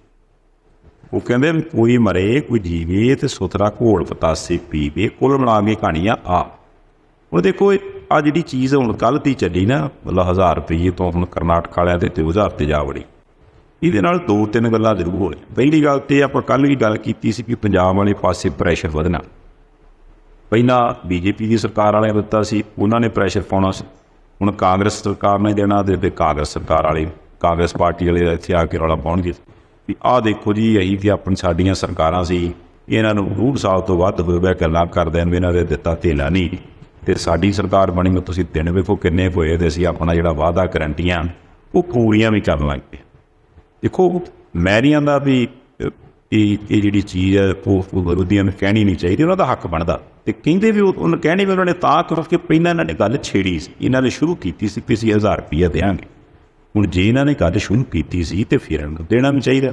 ਪਰ ਇੱਥੇ ਇੱਕ ਗੱਲ ਤੁਸੀਂ ਨੋਟ ਕਰੋ ਆ ਗਿਆ ਕਿ ਤੁਹਾਨੂੰ ਯਾਦ ਹੋਵੇ ਤੇ ਜਦੋਂ ਸ਼ੁਰੂ 'ਚ ਆਮ ਆਦਮੀ ਪਾਰਟੀ ਆਈ ਸੀ ਤੇ ਉਦੋਂ ਇਹਨਾਂ ਨੇ ਕਿਹਾ ਸੀ VIP ਕਲਚਰ ਖਤਮ ਕਰਨਾ, ਵੀ ਇਹ ਜਿਹੜੀਆਂ ਲਾਲ ਬੱਤੀਆਂ ਤੇ ਟਵਿੱਟਰ ਤੇ ਉਹ ਪਤਾ ਨਹੀਂ ਕੀ ਕੁਛ ਚੱਲਦਾ, ਇਹ ਨਹੀਂ ਚਾਹੀਦਾ। ਉਦੋਂ ਵਿਦੇਸ਼ 'ਚ ਗੱਲ ਚੱਲਦੀ, ਹੌਲੀ ਹੌਲੀ ਆਪਾਂ ਵੇਖਿਆ ਕਿ ਕਈਆਂ ਥਾਵਾਂ ਤੋਂ ਲਾਲ ਬੱਤੀ ਕਲਚਰ ਉਹ ਵੋਟਰ ਵਾਲਾ ਕੰਮ ਖਤਮ ਹੋਇਆ। ਈਵਨ ਪੰਜਾਬ 'ਚ ਇਸ ਤੋਂ ਪਿਛਲੀ ਸਰਕਾਰ ਕੈਪਟਨ ਸਰਕਾਰ ਵੇਲੇ ਉਦੋਂ ਹੀ ਕੰਮ ਹੋ ਗਿਆ ਸੀ ਇਸ ਚੀਜ਼। ਹੁਣ ਉਦੋਂ ਲੋਕੀ ਇਹ ਗੱਲ ਕਰਨ ਲੱਗ ਪਏ ਵੀ ਚਲੋ ਯਾਰ ਜਿਵੇਂ ਮਰਜ਼ੀ ਆ, ਉਹਨਾਂ ਨੇ ਇੱਕ ਥਾਟ ਲਿਆਂਦਾ, ਉਸ ਥਾਟ ਦੇ ਉੱਪਰ ਕੰਮ ਹੋਇਆ। ਹੁਣ ਜਿਹੜੀ ਗੱਲ ਇਹਨਾਂ ਨੇ ਕਹੀ ਸੀ ਹੁਣ ਵੀ 1000 ਰੁਪਈਆ ਅਸੀਂ ਦੇਣਾ, ਅਜੇ ਇੱਥੇ ਤਾਂ ਦਿੱਤਾ ਨਹੀਂ, ਪਰ ਇਹ ਥਾਟ ਕਿਉਂਕਿ ਇਹਨਾਂ ਨੇ ਗਰੰਟੀਆਂ ਬਾਕੀ ਸਟੇਟਾਂ 'ਚ ਜਾ ਕੇ ਦਿੱਤੀਆਂ ਸੀ, ਉੱਥੇ ਉਹ ਗੱਲਾਂ ਕੀਤੀਆਂ ਸੀ, ਜਾਂ ਈਵਨ ਕਰ ਵੀ ਰਹੇ ਕਿ ਗਾਂ ਵਾਲੀਆਂ ਇਲੈਕਸ਼ਨਾਂ ਜੇ ਸਾਨੂੰ ਮਿਲ ਗਿਆ ਮੌਕਾ ਤੇ ਅਸੀਂ ਤੁਹਾਨੂੰ ਦਿਆਂਗੇ, ਉਹਦੇ ਨਾਲ ਅਜੇ ਇਹਨਾਂ ਦਿੱਤਾ ਨਹੀਂ ਪਰ ਉੱਥੇ ਮਿਲਣਾ ਸ਼ੁਰੂ ਹੋ ਗਿਆ। ਇਹਦਾ ਮਤਲਬ ਇਹ ਹੋ ਗਿਆ ਵੀ ਦੇਰ ਸਵੇਰ ਪੰਜਾਬ ਦੇ ਵਿੱਚ ਵੀ ਇਹ ਕੰਮ ਹੋਣਾ, ਈਵਨ ਕਰਨਾ ਪੈਣਾ, ਆਪਾਂ ਕਹਿ ਲਓ ਕਿ ਮਜਬੂਰੀ ਕਹਿ ਲਓ ਭਾਵੇਂ ਜਿਵੇਂ ਮਰਜ਼ੀ। ਹੁਣ ਇਹ ਜਿਹੜੀ ਪਿਰਤ ਹੈ ਨਾ, ਇਹਦੇ 'ਚ ਆਮ ਆਦਮੀ ਪਾਰਟੀ ਸਗੋਂ ਆਪਣੀ ਜ਼ਿੰਮੇਵਾਰੀ ਸਮਝੇ ਵੀ ਜੇ ਅਸੀਂ ਗੱਲ ਕਰਦੇ ਅਗਲੇ ਬੰਦਿਆਂ ਨੂੰ ਲੱਗਦਾ ਵੀ ਯਾਰ ਇਹ ਚੋਗਾ ਕੁਕੜੀ ਚੁਗਦੀ ਹੈ ਅਤੇ ਜੇ ਕੁਕੜੀ ਦਾ ਆਂਡਾ ਖਾਣਾ ਵੋਟ ਦੇ ਰੂਪ ਦੇ ਵਿੱਚ ਅਤੇ ਫਿਰ ਆਹ ਵਾਲਾ ਦਾਣਾ ਇਹਨੂੰ ਪਾਉਣਾ। ਹੁਣ ਅਗਲਿਆਂ ਦੇ ਦਿੱਤਾ ਪਾ। ਹੁਣ ਇੱਥੇ ਬੇਨਤੀ ਇਹ ਹੈ ਵੀ ਆਮ ਆਦਮੀ ਪਾਰਟੀ ਜੇ ਗਾਂ ਕੋਈ ਗਰੰਟੀ ਦੇਣੇ ਜਾਂ ਕੋਈ ਗੱਲ ਕਰਨੀ ਤੇ ਉਹਦਾ ਸਗੋਂ ਜ਼ਿਆਦਾ ਐਨਾਲਿਸਿਸ ਕਰਕੇ ਤੁਰਨ ਵੀ ਕੱਲ੍ਹ ਨੂੰ ਉਹ ਚੀਜ਼ਾਂ ਜਿਹੜੀਆਂ ਨੇ ਉਹ ਬਾਕੀਆਂ ਨੇ ਕਰ ਦੇਣੀਆਂ, ਸਾਨੂੰ ਵੀ ਕਰਨੀਆਂ ਪੈਣੀਆਂ, ਕੀ ਅਸੀਂ ਉਹ ਕਰ ਸਕਦੇ। ਮਤਲਬ ਡਬਲ ਐਨਾਲਿਸਿਸ ਕਰਕੇ ਉਹ ਫੋਕੇ ਵਾਲੇ ਨਾ ਕਰ ਲੈਣ, ਕਿਉਂਕਿ ਜੇ ਇੱਕ ਵਾਰ ਉਹ ਪਹਿਲਾਂ ਵਾਲਾ ਪ੍ਰਭਾਵ ਇਹਨਾਂ ਦਾ ਵੀ ਚਲੇ ਗਿਆ ਕਿ ਨਹੀਂ ਯਾਰ ਉਹ ਜਿਹਦਾ ਪਹਿਲਾਂ ਕਹਿੰਦੇ ਦੇਖੋ ਕੋਈ ਗਰੀਬੀ ਕਦੋਂ ਦੀ ਹਟਾਉਣ ਡਿਆ ਭਾਰਤ 'ਚੋਂ ਕਿਤੇ ਹਟ ਗਈ, ਉਹ ਹੌਲੀ ਹੌਲੀ ਲੋਕਾਂ ਨੂੰ ਪਤਾ ਲੱਗ ਗਿਆ ਵੀ ਯਾਰ ਇਹ ਗੱਲਾਂ ਨਹੀਂ, ਇਹ ਤਾਂ ਬਸ ਲਾਰਾ ਹੀ ਹੈ। ਮੋਦੀ ਸਾਹਿਬ ਦੀ ਸਰਕਾਰ ਹੁਣ ਤੀਸਰੀ ਵਾਰ ਬਣਨ ਦੇ ਨੂੰ ਕਾਹਲੀ ਹੈ, ਪਰ ਲੋਕਾਂ ਨੂੰ ਅੱਜ ਵੀ ਉਹ ਕਹਿ ਦੇਣ ਵੀ ਅਸੀਂ ਜਦੋਂ ਸਾਡੀ ਤੀਜੀ ਵਾਰ ਸਰਕਾਰ ਬਣੀ ਅਤੇ ਅਸੀਂ ਤੁਹਾਨੂੰ ਭਾਈ ਸਾਹਿਬ 20 ਲੱਖ ਰੁਪਈਆ ਦੇ ਦੇਣਗੇ, ਲੋਕਾਂ ਮੰਨਣਾ ਨਹੀਂ ਕਿਉਂਕਿ ਪਹਿਲਾਂ ਨਹੀਂ ਸੀ ਮਿਲੇ। ਸੋ ਮੈਂ ਤਾਂ ਇਹ ਬੇਨਤੀ ਕਰਨ ਲੱਗਿਆ ਵੀ ਹੁਣ ਇਹਦਾ ਮਤਲਬ ਇਹ ਹੋ ਗਿਆ ਵੀ ਜਿਹੜੀ ਜਾਗ ਦਹੀਂ ਨੂੰ ਲਾਈ ਸੀ, ਇਹਦਾ ਹੁਣ ਦਹੀਂ ਪੂਰੇ ਏਰੀਆ 'ਚ ਜੰਮਣ ਲੱਗ ਪਿਆ ਅਤੇ ਪੰਜਾਬ ਤੱਕ ਵੀ ਆਉਣਾ। ਇਹਦੋਂ ਗਾਂਹ ਹੁਣ ਜੇ ਕੋਈ ਗੱਲ ਕਰਨੀ ਆ ਤਾਂ ਉਹ ਬੜੀ ਸੋਚ ਸਮਝ ਕੇ ਬੜਾ ਹਿਸਾਬ ਕਿਤਾਬ ਲਾ ਕੇ ਫੇਰ ਕਰਨਾ, ਕਿਉਂਕਿ ਜੇ ਇੱਕ ਵਾਰ ਇਹਨਾਂ ਦਾ ਵਿਸ਼ਵਾਸ ਉੱਠ ਗਿਆ ਅਤੇ ਫਿਰ ਲੋਕਾਂ ਨੇ ਯਕੀਨ ਨਹੀਂ ਕਰਨਾ। ਪਰ ਦੂਜੇ ਪਾਸੇ ਜਿਹੜੀ ਗੱਲ ਹੁਣ ਜੇ ਤੁਸੀਂ ਸ਼ੁਰੂ ਕੀਤੀ ਸੀ ਵੀ 2-2000 ਰੁਪਈਆ ਹੁਣ ਕਰਨਾਟਕ ਦੇ ਵਿੱਚ ਮਿਲਣਾ ਸ਼ੁਰੂ, ਹੁਣ ਸ਼ਿਵਰਾਜ ਚੌਹਾਨ ਸਾਹਿਬ ਜਿਹੜੇ ਨੇ ਮੱਧ ਪ੍ਰਦੇਸ਼ ਵਾਲੇ, ਉਹ ਤਾਂ ਦੇ ਲੈਣ 2-2000, ਉਹਨਾਂ ਨੂੰ ਇਹਦੇ ਇਲੈਕਸ਼ਨਾਂ ਸਿਰ 'ਤੇ ਇਹਨਾਂ ਨੂੰ ਪਤਾ ਵੀ ਮੈਨੂੰ ਤਾਂ ਸਾਲ ਵੀ ਦੇਣਾ ਪੈਣਾ, ਮੇਰਾ ਤਾਂ ਖਹਿੜਾ ਛੁੱਟ ਜਾਣਾ। ਇਹ ਕਰਨਾਟਕ ਦੀ ਤਾਂ ਸਰਕਾਰ ਹੀ ਹੁਣ ਬਣੀ ਆ, ਅਤੇ ਜੇ ਇਹ ਇਸੇ ਰਾਏ ਤੁਰ ਪਏ ਵੀ 2-2000 ਦੇ ਹਿਸਾਬ ਨਾਲ, ਹੁਣ ਜੇ ਮੈਂ ਐਵਰੇਜ ਮੰਨ ਕੇ ਚੱਲੀ ਕਿ ਕਰੋੜ ਬੰਦੇ ਨੂੰ ਜਾਂ ਕਰੋੜ ਬੀਬੀ ਨੂੰ ਇਹਨਾਂ ਨੇ ਹਰੇਕ ਮਹੀਨੇ 2000 ਦੇਣਾ, ਇਹਦਾ ਮਤਲਬ 200 ਕਰੋੜ ਹਰੇਕ ਮਹੀਨੇ ਬਜਟ ਉਹਨਾਂ ਨੂੰ ਦੇਣਾ ਪੈਣਾ। ਉਹ 200 ਕਰੋੜ ਜਿਹੜਾ ਬਜਟ ਆ ਉਹ ਉਸ ਤੋਂ ਗਾਂਹ ਵੀ ਜਾਊਗਾ, ਫਿਰ ਮੁੜ ਕੇ ਤੁਸੀਂ 12 ਦਾ ਮਹੀਨਿਆਂ ਦੇ ਹਿਸਾਬ ਨਾਲ ਆਪ ਅੰਦਾਜ਼ਾ ਲਾ ਲਓ ਵੀ ਉਹ ਕਿੱਥੇ ਪਹੁੰਚੂਗਾ। ਇੱਥੋਂ ਮੈਂ ਇੱਕ ਗੱਲ ਸੋਚਦਾ ਸੀ ਵੀ ਜੇ ਇਹ ਵਿਚਾਲੇ ਜੇ ਜਾ ਕੇ ਗੱਲ ਰੁਕ ਗਈ ਅਤੇ ਫਿਰ ਕਾਂਗਰਸ ਪਾਰਟੀ ਦੀ ਕਰਨਾਟਕ ਵਾਲੀ ਸਰਕਾਰ ਦੇ ਉੱਪਰ ਲੋਕ ਜਿਹੜੇ ਨੇ ਉਹ ਕਹਿਣਗੇ ਕੀ ਵੀ ਹਾਂ ਬਈ ਸ਼ੁਰੂ 'ਚ ਤਾਂ ਬੜੀ ਸਪੀਡ ਫੜੀ ਸੀ, ਹੁਣ ਕੀ ਗੱਲ ਗਰੰਟੀ ਦਾ ਤੇਲ ਮੁੱਕ ਗਿਆ। ਇਹ ਜ਼ਰੂਰੀ ਹੈ ਜੀ। ਦੇਖੋ, ਔਰਤਾਂ ਦੀਆਂ ਵੋਟਾਂ ਲੈਣ ਦੇ ਲਈ ਸਾਰੇ ਕਾਹਲੇ ਨੇ, ਪਰ ਦੇਸ਼ ਦਾ ਭੱਠਾ ਬੈਠੀ ਜਾਂਦਾ, ਇੱਧਰਲੇ ਪਾਸੇ ਧਿਆਨ ਕੋਈ ਨਹੀਂ ਦਿੰਦਾ। ਸੰਧਾਲੀਆ ਸਾਹਿਬ, ਪੰਜਾਬ ਦੀ ਸਰਕਾਰ ਟੁੱਟ ਜਾਊ, ਨਹੀਂ ਟੁੱਟ ਜਾਊ, ਬਚ ਜਾਊ, ਰਾਸ਼ਟਰਪਤੀ ਸ਼ਾਸਨ ਲੱਗ ਜੂ ਕਿ ਨਹੀਂ ਲੱਗ ਜੂ, ਰਾਜਪਾਲ ਸਾਹਿਬ ਦੀ ਚਿੱਠੀ ਜਾਊ ਕਿ ਨਹੀਂ ਜਾਊ, ਜੇ ਚਿੱਠੀ ਜਾਊ ਤਾਂ ਵਿੱਚ ਲਿਖਿਆ ਕੀ ਹੋਊ, ਕੀ ਭਗਵੰਤ ਮਾਨ ਸਾਹਿਬ ਮੁੱਖ ਮੰਤਰੀ ਬਣੇ ਰਹਿਣਗੇ ਜਾਂ ਫਿਰ ਉਹਨਾਂ ਦੀ ਸਰਕਾਰ ਤੜਕ ਕਰਕੇ ਅੱਧ ਵਿਚਾਲੇ ਨੂੰ ਟੁੱਟ ਜਾਊ। ਬੜੇ ਸਵਾਲ ਪਿਛਲੇ 4 ਦਿਨਾਂ 'ਚ ਆਏ, ਕਿਉਂਕਿ ਰਾਜਪਾਲ ਸਾਹਿਬ ਨੇ ਚਿੱਠੀ ਐਸੀ ਲਿਖਤੀ ਸੀ ਕਿ ਤੁਸੀਂ ਮੇਰੀਆਂ ਜਾਣਕਾਰੀਆਂ ਦਾ ਜਵਾਬ ਨਹੀਂ ਦਿੰਦੇ, ਸੰਵਿਧਾਨ ਦੀ ਉਲੰਘਣਾ ਹੈ, ਇਸ ਕਰਕੇ ਤੁਸੀਂ ਸੰਵਿਧਾਨ ਦੇ ਮੁਤਾਬਕ ਠੀਕ ਕੰਮ ਨਹੀਂ ਕਰਦੇ, ਮੈਂ ਰਾਸ਼ਟਰਪਤੀ ਸਾਹਿਬ ਨੂੰ ਲਿਖਣ ਲੱਗਿਆ।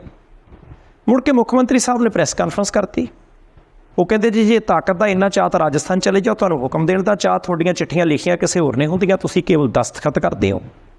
ਬਹੁਤ ਉੱਪਰ ਤੱਕ ਚਲੇ ਗਿਆ ਸੀ ਕੰਮ, ਪਰ ਕੇਂਦਰ ਸਰਕਾਰ ਦਾ ਕੋਈ ਵੀ ਮਿਨਿਸਟਰ ਅਜੇ ਤੱਕ ਇਸ ਮੁੱਦੇ 'ਤੇ ਬੋਲਿਆ ਨਹੀਂ ਸੀ। ਇਹ ਰਾਜਪਾਲ ਸਾਹਿਬ ਤੇ ਮੁੱਖ ਮੰਤਰੀ ਸਾਹਿਬ ਦੀ ਆਪਸੀ ਤਲਖੀ ਹੈ, ਪਰ ਪਹਿਲੀ ਵਾਰ ਕੇਂਦਰ ਸਰਕਾਰ ਦੇ ਮਿਨਿਸਟਰ ਅਨੁਰਾਗ ਠਾਕੁਰ, ਹਿਮਾਚਲ ਪ੍ਰਦੇਸ਼ ਦੇ ਨਾਲ ਸੰਬੰਧ ਹੈ ਉਹਨਾਂ ਦਾ, ਅਨੁਰਾਗ ਠਾਕੁਰ ਸਾਹਿਬ ਇਸ ਮੁੱਦੇ ਦੇ ਉੱਤੇ ਬੋਲੇ, ਪੱਤਰਕਾਰਾਂ ਦੇ ਨਾਲ ਗੱਲਬਾਤ ਕੀਤੀ। ਉਹ ਕਹਿੰਦੇ ਜੀ ਪਹਿਲੀ ਗੱਲ ਕਿ ਅਰਵਿੰਦ ਕੇਜਰੀਵਾਲ ਦਿੱਲੀ ਦੇ ਮੁੱਖ ਮੰਤਰੀ ਅਤੇ ਭਗਵੰਤ ਸਿੰਘ ਮਾਨ ਪੰਜਾਬ ਦੇ ਮੁੱਖ ਮੰਤਰੀ ਦੋਵੇਂ ਆਮ ਆਦਮੀ ਪਾਰਟੀ ਨਾਲ ਸੰਬੰਧਿਤ ਹੈ ਅਤੇ ਦੋਵੇਂ ਹੀ ਡਰਾਮਾ ਕਰਦੇ ਆ ਕੇਵਲ ਖਬਰਾਂ 'ਚ ਰਹਿਣ ਦੇ ਲਈ। ਉਹ ਕੋਈ ਨਾ ਕੋਈ ਪੰਗਾ ਪਾ ਕੇ ਰੱਖਦੇ ਆ। ਉਹ ਕਹਿੰਦੇ ਤੁਸੀਂ ਦੇਖੋ, ਸੰਵਿਧਾਨ ਇਹ ਕਹਿੰਦਾ ਹੈ, ਮਾਣਯੋਗ ਸੁਪਰੀਮ ਕੋਰਟ ਨੇ ਹਦਾਇਤਾਂ ਕਰ ਦਿੱਤੀਆਂ ਕਿ ਜੇ ਕੋਈ ਰਾਜਪਾਲ ਸਾਹਿਬ ਮੁੱਖ ਮੰਤਰੀ ਸਾਹਿਬ ਤੋਂ ਜਾਣਕਾਰੀ ਮੰਗਦੇ ਆ ਕਿਸੇ ਵੀ ਸੂਬੇ ਦੇ ਮੁੱਖ ਮੰਤਰੀ ਤੋਂ, ਅਤੇ ਮੁੱਖ ਮੰਤਰੀ ਹੋਰਾਂ ਨੂੰ ਜਾਂ ਸਰਕਾਰ ਨੂੰ ਜਾਣਕਾਰੀ ਦੇਣੀ ਚਾਹੀਦੀ ਹੈ।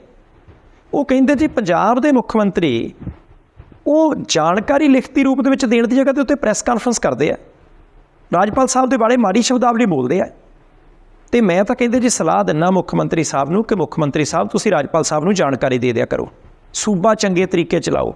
ਲੋਕਾਂ ਨੇ ਤੁਹਾਨੂੰ 92 ਸੀਟਾਂ ਦਿੱਤੀਆਂ, ਪੱਤਰਕਾਰਾਂ ਨੇ ਪੁੱਛ ਲਿਆ, ਕਹਿੰਦੇ ਜੀ ਉਹ ਤਾਂ ਦੋਸ਼ ਲਾਉਂਦੇ ਆ ਕਿ ਤੁਸੀਂ ਸਰਕਾਰਾਂ ਤੋੜਨ ਨੂੰ ਫਿਰਦੇ ਆ।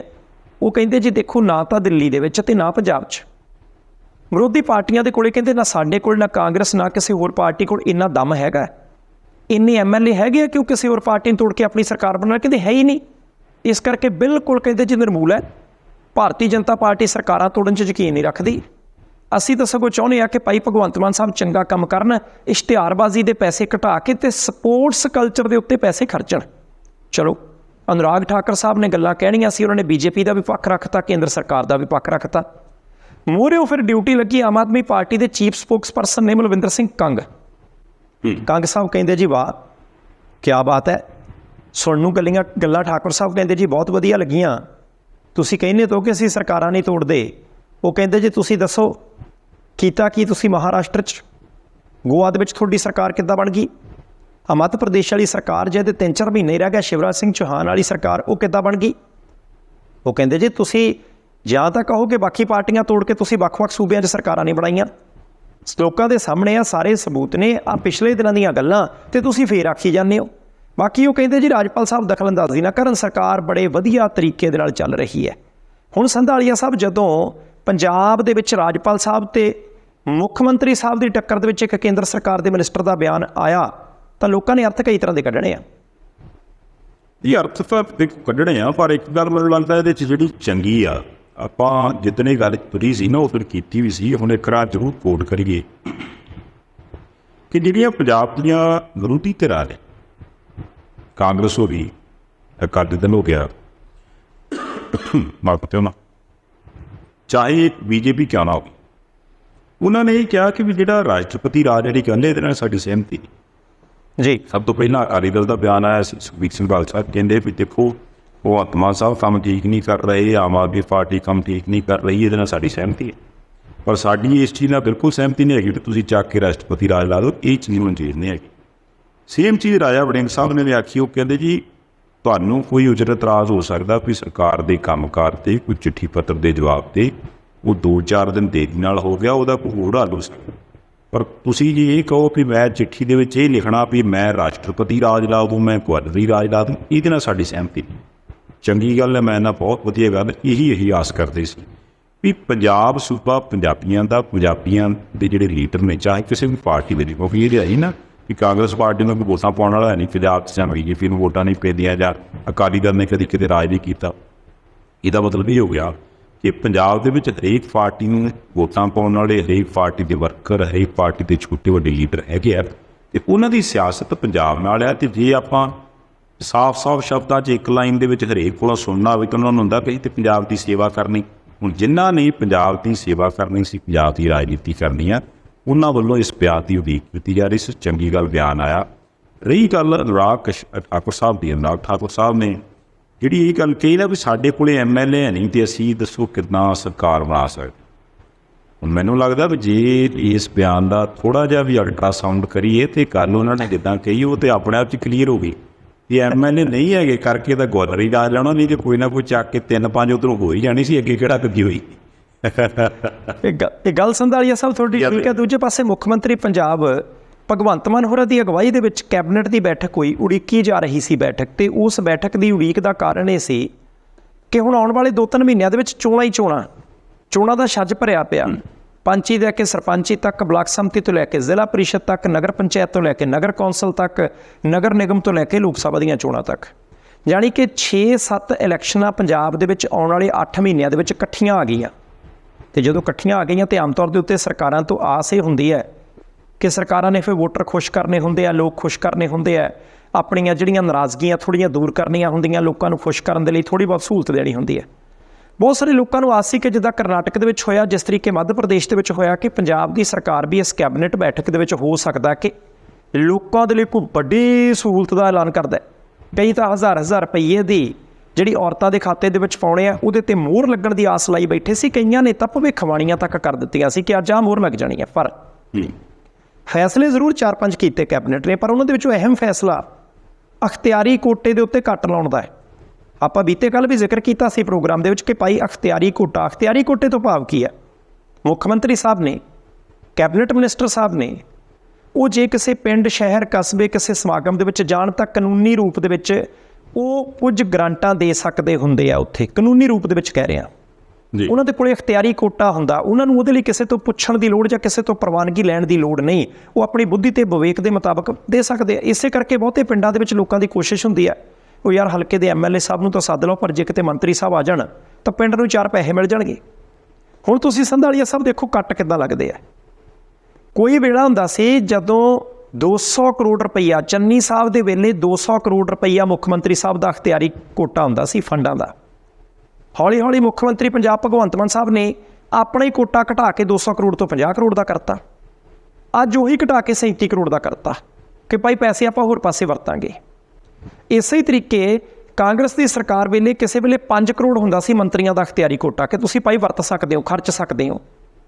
ਪਹਿਲਾਂ ਮੁੱਖ ਮੰਤਰੀ ਸਾਹਿਬ ਨੇ ਘਟਾ ਕੇ ਉਹਨੂੰ 3 ਕਰੋੜ ਕੀਤਾ, ਫਿਰ 1.5 ਕਰੋੜ ਕੀਤਾ ਅਤੇ ਅੱਜ ਉਹਨੂੰ ਘਟਾ ਕੇ 1 ਕਰੋੜ ਰਹਿਣ ਦਿੱਤਾ।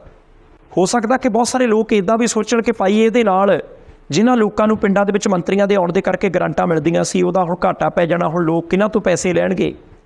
ਅਤੇ ਦੂਸਰੇ ਪਾਸੇ ਬਹੁਤ ਸਾਰੇ ਲੋਕ ਇਹ ਵੀ ਸੋਚਦੇ ਆ ਕਿ ਭਾਈ ਇੱਦਾਂ ਤਾਂ ਜਿਹੜੇ ਮੂੰਹ ਮਲਾਜੇ ਵਾਲੇ ਹੁੰਦੇ ਆ, ਲਿਹਾਜ਼ ਵਾਲੇ ਲੋਕ ਹੁੰਦੇ ਆ, ਉਹ ਮੰਤਰੀਆਂ ਨੂੰ, ਮੁੱਖ ਮੰਤਰੀ ਸਾਹਿਬ ਨੂੰ ਸੱਦ ਲੈਂਦੇ ਆ ਅਤੇ ਉੱਥੇ 4 ਪੈਸੇ ਮਿਲ ਜਾਂਦੇ ਆ। ਅਤੇ ਫਿਰ ਜਿਨ੍ਹਾਂ ਪਿੰਡਾਂ ਦੇ ਲੋਕਾਂ ਦੀ ਪਹੁੰਚ ਮੰਤਰੀਆਂ ਜਾਂ ਮੁੱਖ ਮੰਤਰੀ ਸਾਹਿਬ ਤੱਕ ਨਹੀਂ ਹੁੰਦੀ, ਉਹਨਾਂ ਦਾ ਫਿਰ ਕੰਮ ਦਰੁਸਤ ਨਹੀਂ ਹੁੰਦਾ, ਉਹਨਾਂ ਨੂੰ ਫਿਰ ਕੋਈ ਪੁੱਛਦਾ ਪੱਛਦਾ ਨਹੀਂ ਉੱਥੇ। ਹੁਣ ਉਹ ਪੈਸੇ ਸੰਧਾਲੀਆ ਸਾਹਿਬ ਵੈਸੇ ਵੀ ਇੱਦਾਂ ਥੋੜ੍ਹੇ ਹੁੰਦੇ ਆ ਕਿ ਭਾਈ ਪਿੰਡ ਦੀ ਆਹ ਜਿਹੜੀ ਪ੍ਰਾਇਓਰਟੀ ਹੈ, ਆਹ ਤਰਜੀਹ ਹੈ, ਪੰਜਾਬ ਦੀ ਆਹ ਸਕੀਮ ਹੈ ਅਤੇ ਪੈਸੇ ਦੇ ਦਈਏ।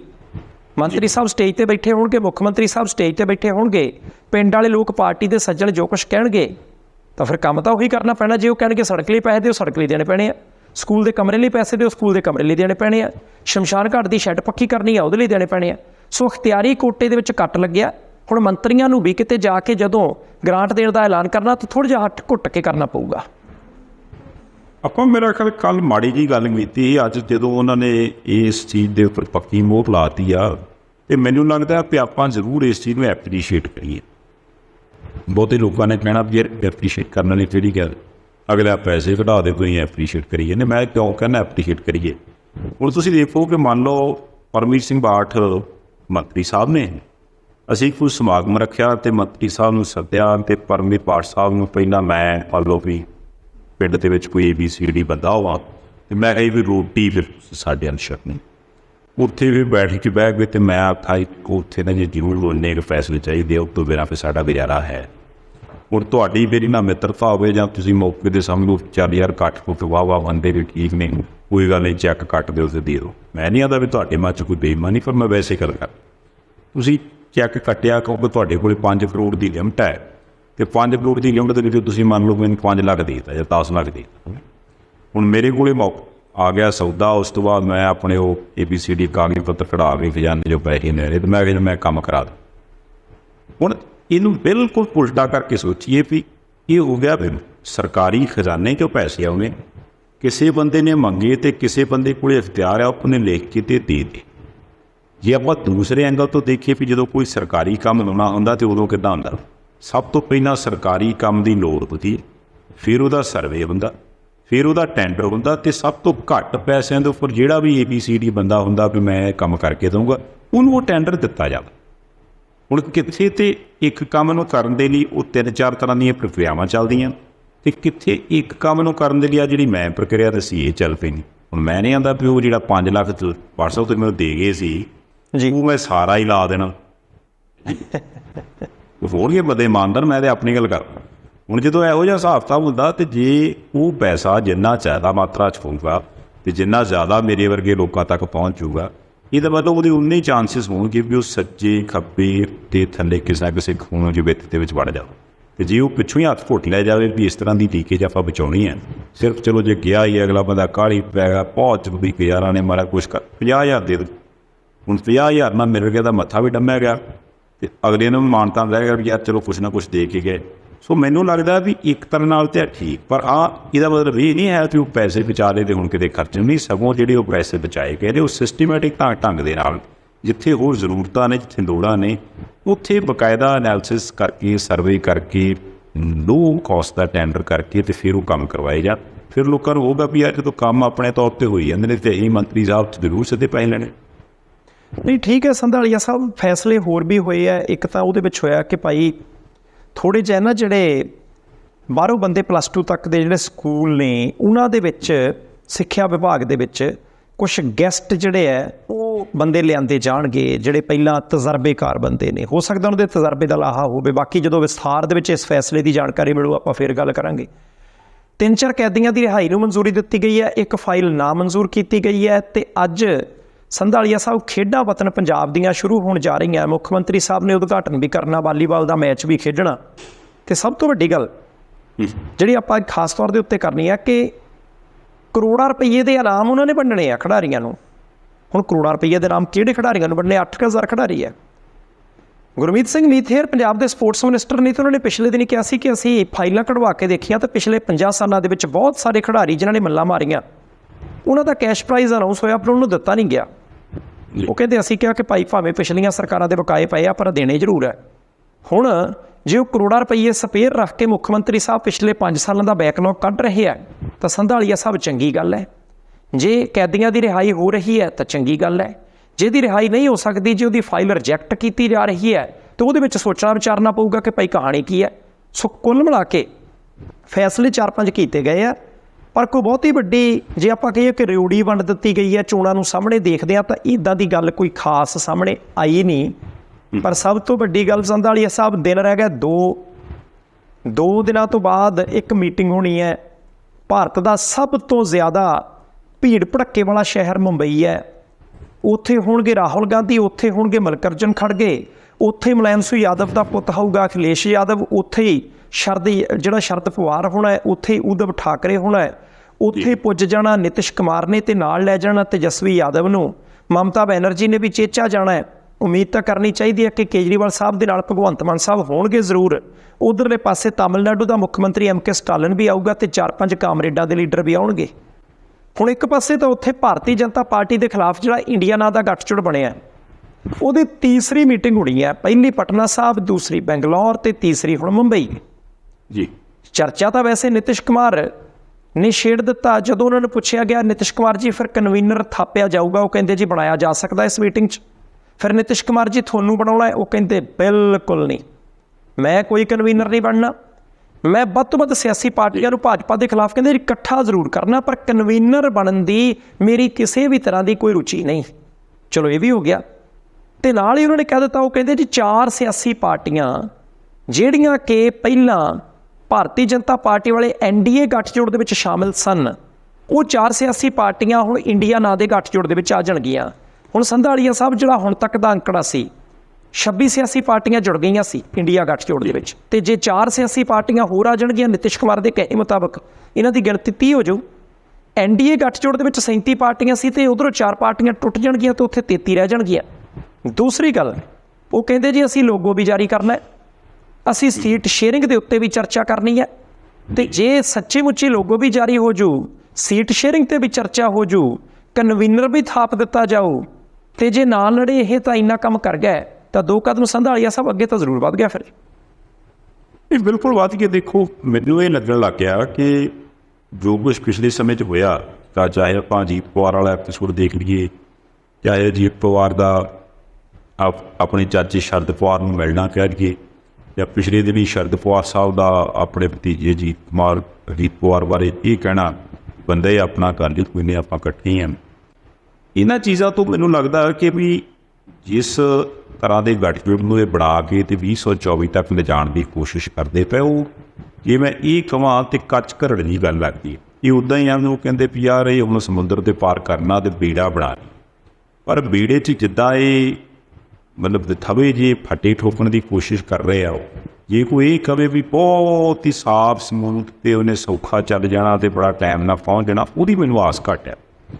ਦੂਜੀ ਗੱਲ ਇਹ ਹੈ ਕਿ ਵੀ ਇਹ ਸਾਰਾ ਕੁਛ ਉਦੋਂ ਹੋ ਰਿਹਾ ਜਦੋਂ ਸਾਹਮਣੇ ਵਾਲੇ ਪਾਸੇ BJP ਹੈ, BJP ਦੇ ਨਾਲ ਜਿਹੜੀਆਂ ਪਾਰਟੀਆਂ ਨੇ ਉਹਨਾਂ ਦੀ ਗਿਣਤੀ ਜਾਰੀ ਆ। ਅਤੇ ਸਭ ਤੋਂ ਵੱਡੀ ਗੱਲ ਇਹ ਕਿ ਜਿਹੜੀਆਂ ਪਾਰਟੀਆਂ ਚਾਹੇ ਜੇ ਨਿਊਟਰਲ ਵੀ ਸੀਗੀਆਂ, ਉਹਨਾਂ ਪਾਰਟੀਆਂ ਦਾ ਵੀ ਪਿਛਲੇ ਦਿਨੀ ਪਾਰਲੀਮੈਂਟ ਦੇ ਰਾਜ ਸਭਾ ਦੇ ਵਿੱਚ ਜਾਂ ਲੋਕ ਸਭਾ ਦੇ ਵਿੱਚ ਆਪਾਂ ਕਹਿ ਲਓ, ਉਹ ਆਰਡੀਨੈਂਸ ਜਿਹੜਾ ਸੀਗਾ ਜਿਹਦਾ ਇਹ ਚਾਹੁੰਦੇ ਸੀ ਵਿਰੋਧ ਕਰੋ, ਉਹਦੇ ਬਜਾਏ ਹੱਕ 'ਚ ਭੁਗਤ ਜਾਣਾ ਅਤੇ ਆਮ ਆਦਮੀ ਪਾਰਟੀ ਦੀ ਵਿਰੋਧ 'ਚ ਚਲੇ ਜਾਣਾ, ਜਾਂ ਕਹਿ ਲਓ ਕਿ ਇਹ ਜਿਹੜਾ ਇੰਡੀਆ ਗਾਰਡਸ ਇਹਦੇ ਵਿਰੋਧ ਦੇ ਵਿੱਚ ਭੁਗਤ ਜਾਣਾ, ਉਹ ਵੀ ਥੋੜ੍ਹਾ ਜਿਹਾ ਹੈਰਾਨ ਕਰਨ ਵਾਲਾ। ਕਿਉਂਕਿ ਤੁਸੀਂ ਦੇਖੋ ਕਿ ਨਿਊਟਰਲ ਤਾਂ ਨਿਊਟਰਲ ਹੋਣਾ ਚਾਹੀਦਾ ਨਾ, ਨਿਊਟਰਲ ਨੂੰ ਨਿਊਟਰਲੀ ਸੋਚਣਾ ਚਾਹੀਦਾ। ਉਹਦੀ ਇੱਕ ਉਦਾਹਰਨ ਐਗਜ਼ਾਮਪਲ ਜਿਹੜੀ ਉਹ ਅਕਾਲੀ ਦਲ ਨੇ ਸੈੱਟ ਕੀਤੀ ਸੀ, ਮੇਰਾ ਖਿਆਲ ਆਪਾਂ ਉਦੋਂ ਵੀ ਜ਼ਿਕਰ ਕੀਤਾ ਸੀ, ਉਹਦੇ ਚਾਹੇ ਹਰਸਿਮਰਤ ਬਾਦਲ ਹੋਰਾਂ ਨੇ ਉਸ ਆਰਡੀਨੈਂਸ ਦੇ ਵਿਰੋਧ 'ਚ ਵੋਟ ਪਾਈ ਕਿ ਅਕਾਲੀ ਦਲ ਇਹਦਾ ਵਿਰੋਧ ਕਰਦਾ ਵੀ ਇਹ ਗੱਲ ਗਲਤ ਹੈ, ਪਰ ਨਾਲ ਉਹਨਾਂ ਕਹਿ ਇਹ ਵੀ ਦਿੱਤਾ ਸੀ ਵੀ ਨਾਲ ਅਸੀਂ ਆਮ ਆਦਮੀ ਪਾਰਟੀ ਵਾਲੇ ਦੇ ਵੀ ਨਹੀਂ, ਇਹ ਵੀ ਕੋਈ ਬੰਦੇ ਬਹੁਤੇ ਸਿਆਣੇ ਨਹੀਂ ਹੈਗੇ, ਇਹਨਾਂ ਦੇ ਨਾਲ ਵੀ ਅਸੀਂ ਨਹੀਂ ਹੈਗੇ।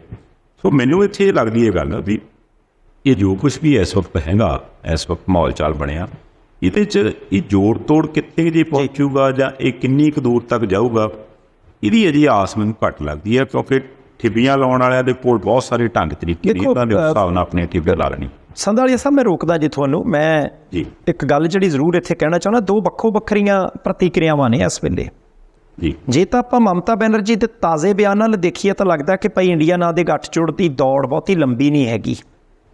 ਉਹ ਬੀਬੀ ਦਾ ਬਿਆਨ ਪਤਾ ਕੀ ਹੈ ਜੀ? ਉਹ ਬੀਬੀ ਕਹਿੰਦੀ ਜੀ ਜਿਸ ਤਰੀਕੇ ਅਸੀਂ ਪੱਛਮੀ ਬੰਗਾਲ ਦੇ ਵਿੱਚੋਂ ਖੱਬੇ ਪੱਖੀ ਪਾਰਟੀਆਂ ਨੂੰ ਹਰਾਇਆ, ਉਸੇ ਤਰੀਕੇ ਇਸ ਲੋਕ ਸਭਾ ਦੀ ਚੋਣ ਦੇ ਵਿੱਚ ਅਸੀਂ ਭਾਰਤੀ ਜਨਤਾ ਪਾਰਟੀ ਨੂੰ ਹਰਾਉਣਾ।